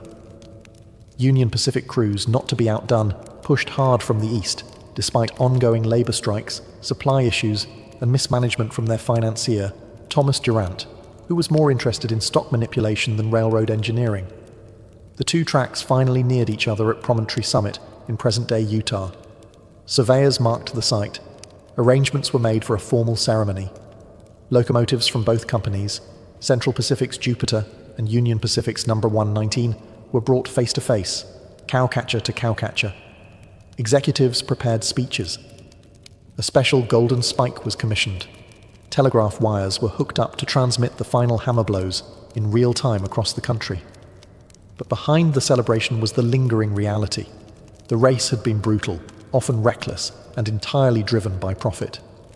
The rails were now joined, but the scars they left behind, on land, labor, and lives, would remain for generations. Progress had a finish line, and both companies were willing to trample over anything to cross it. On May 10th, 1869, the windswept plains of Promontory Summit, Utah, became the center of the American universe. A crowd of workers, officials, journalists, and railroad executives gathered to witness the momentous event, the joining of the Union Pacific and Central Pacific Railroads, the completion of the Transcontinental Railroad. Two gleaming locomotives stood nose to nose on the finished track, the Central Pacific's Jupiter and the Union Pacific's number 119. Between them lay a final rail, and at its center, a golden spike, engraved with the words, "May God continue the unity of our country as this railroad unites the two great oceans of the world." Telegraph lines had been connected to the ceremonial hammer. Each blow would send an electric signal across the country. As Leland Stanford, representing the Central Pacific, raised the sledgehammer, Americans across the nation leaned in to listen. With each swing, the telegraph clicked. Done. Church bells rang, cannons fired, cities erupted in celebration. From New York to San Francisco, it was as if a national artery had been stitched together in real time. The East and West were no longer months apart. They were 7 days apart by rail. It was a stunning engineering achievement. The United States was now bound coast to coast by steel and steam. The symbolic significance couldn't be overstated. A young, post-Civil War nation had proven it could connect its fractured parts and march into a modern industrial era. But not everyone was part of the celebration. None of the Chinese workers who had laid most of the Central Pacific's track were invited to the photo. They had been excluded from the ceremony entirely, despite their role in accomplishing the impossible. The Irish labourers, freedmen, native guides, and other marginalised workers were also absent from the frame. In their place stood bearded men in frock coats, holding hammers and cigars. So while the country celebrated unity, the reality was more complex. The railroad did connect east to west, but it also sharpened divisions between races, classes, and cultures. It united markets, but at the cost of many human lives. The photo that day captured the official story of the railroad. But the real story? That was buried beneath the track. The completion of the Transcontinental Railroad didn't just shrink geography, it exploded the American economy.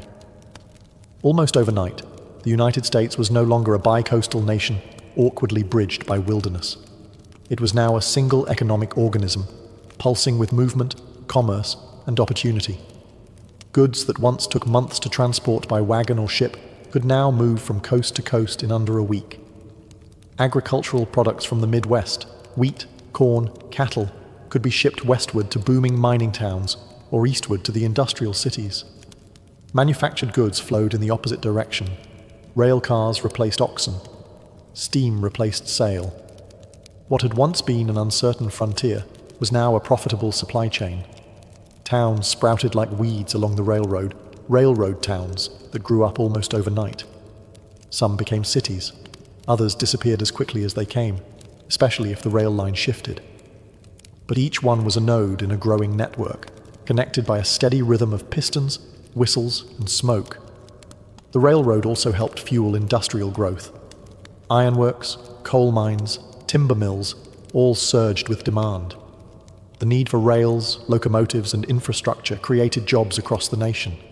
Steel barons and railroad tycoons got rich, bankers lined their pockets, and small-time entrepreneurs rode the wave, opening hotels, restaurants, and general stores along the line.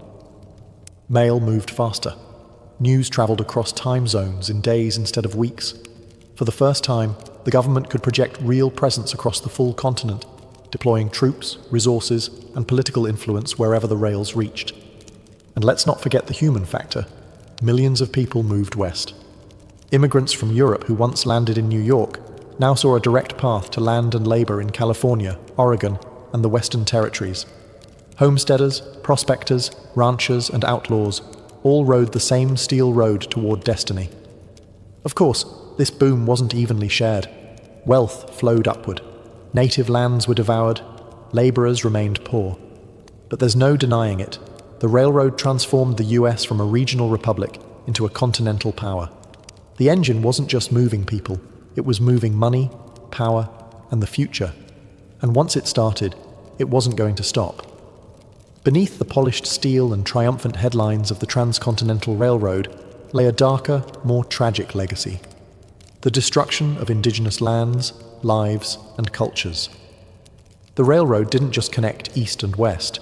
It sliced through native homelands, carving out routes through territories held by the Lakota, Cheyenne, Shoshone, Ute, and many others. What had once been open plains and sacred ground was now divided by rails, telegraph poles, and fencing. With each spike driven, native sovereignty was eroded. The impact was immediate and brutal. Buffalo herds, central to plains tribes' economies, diets, and spirituality, were slaughtered en masse to clear the way for trains and settlers. In some cases, passengers were encouraged to shoot buffalo for sport from moving trains.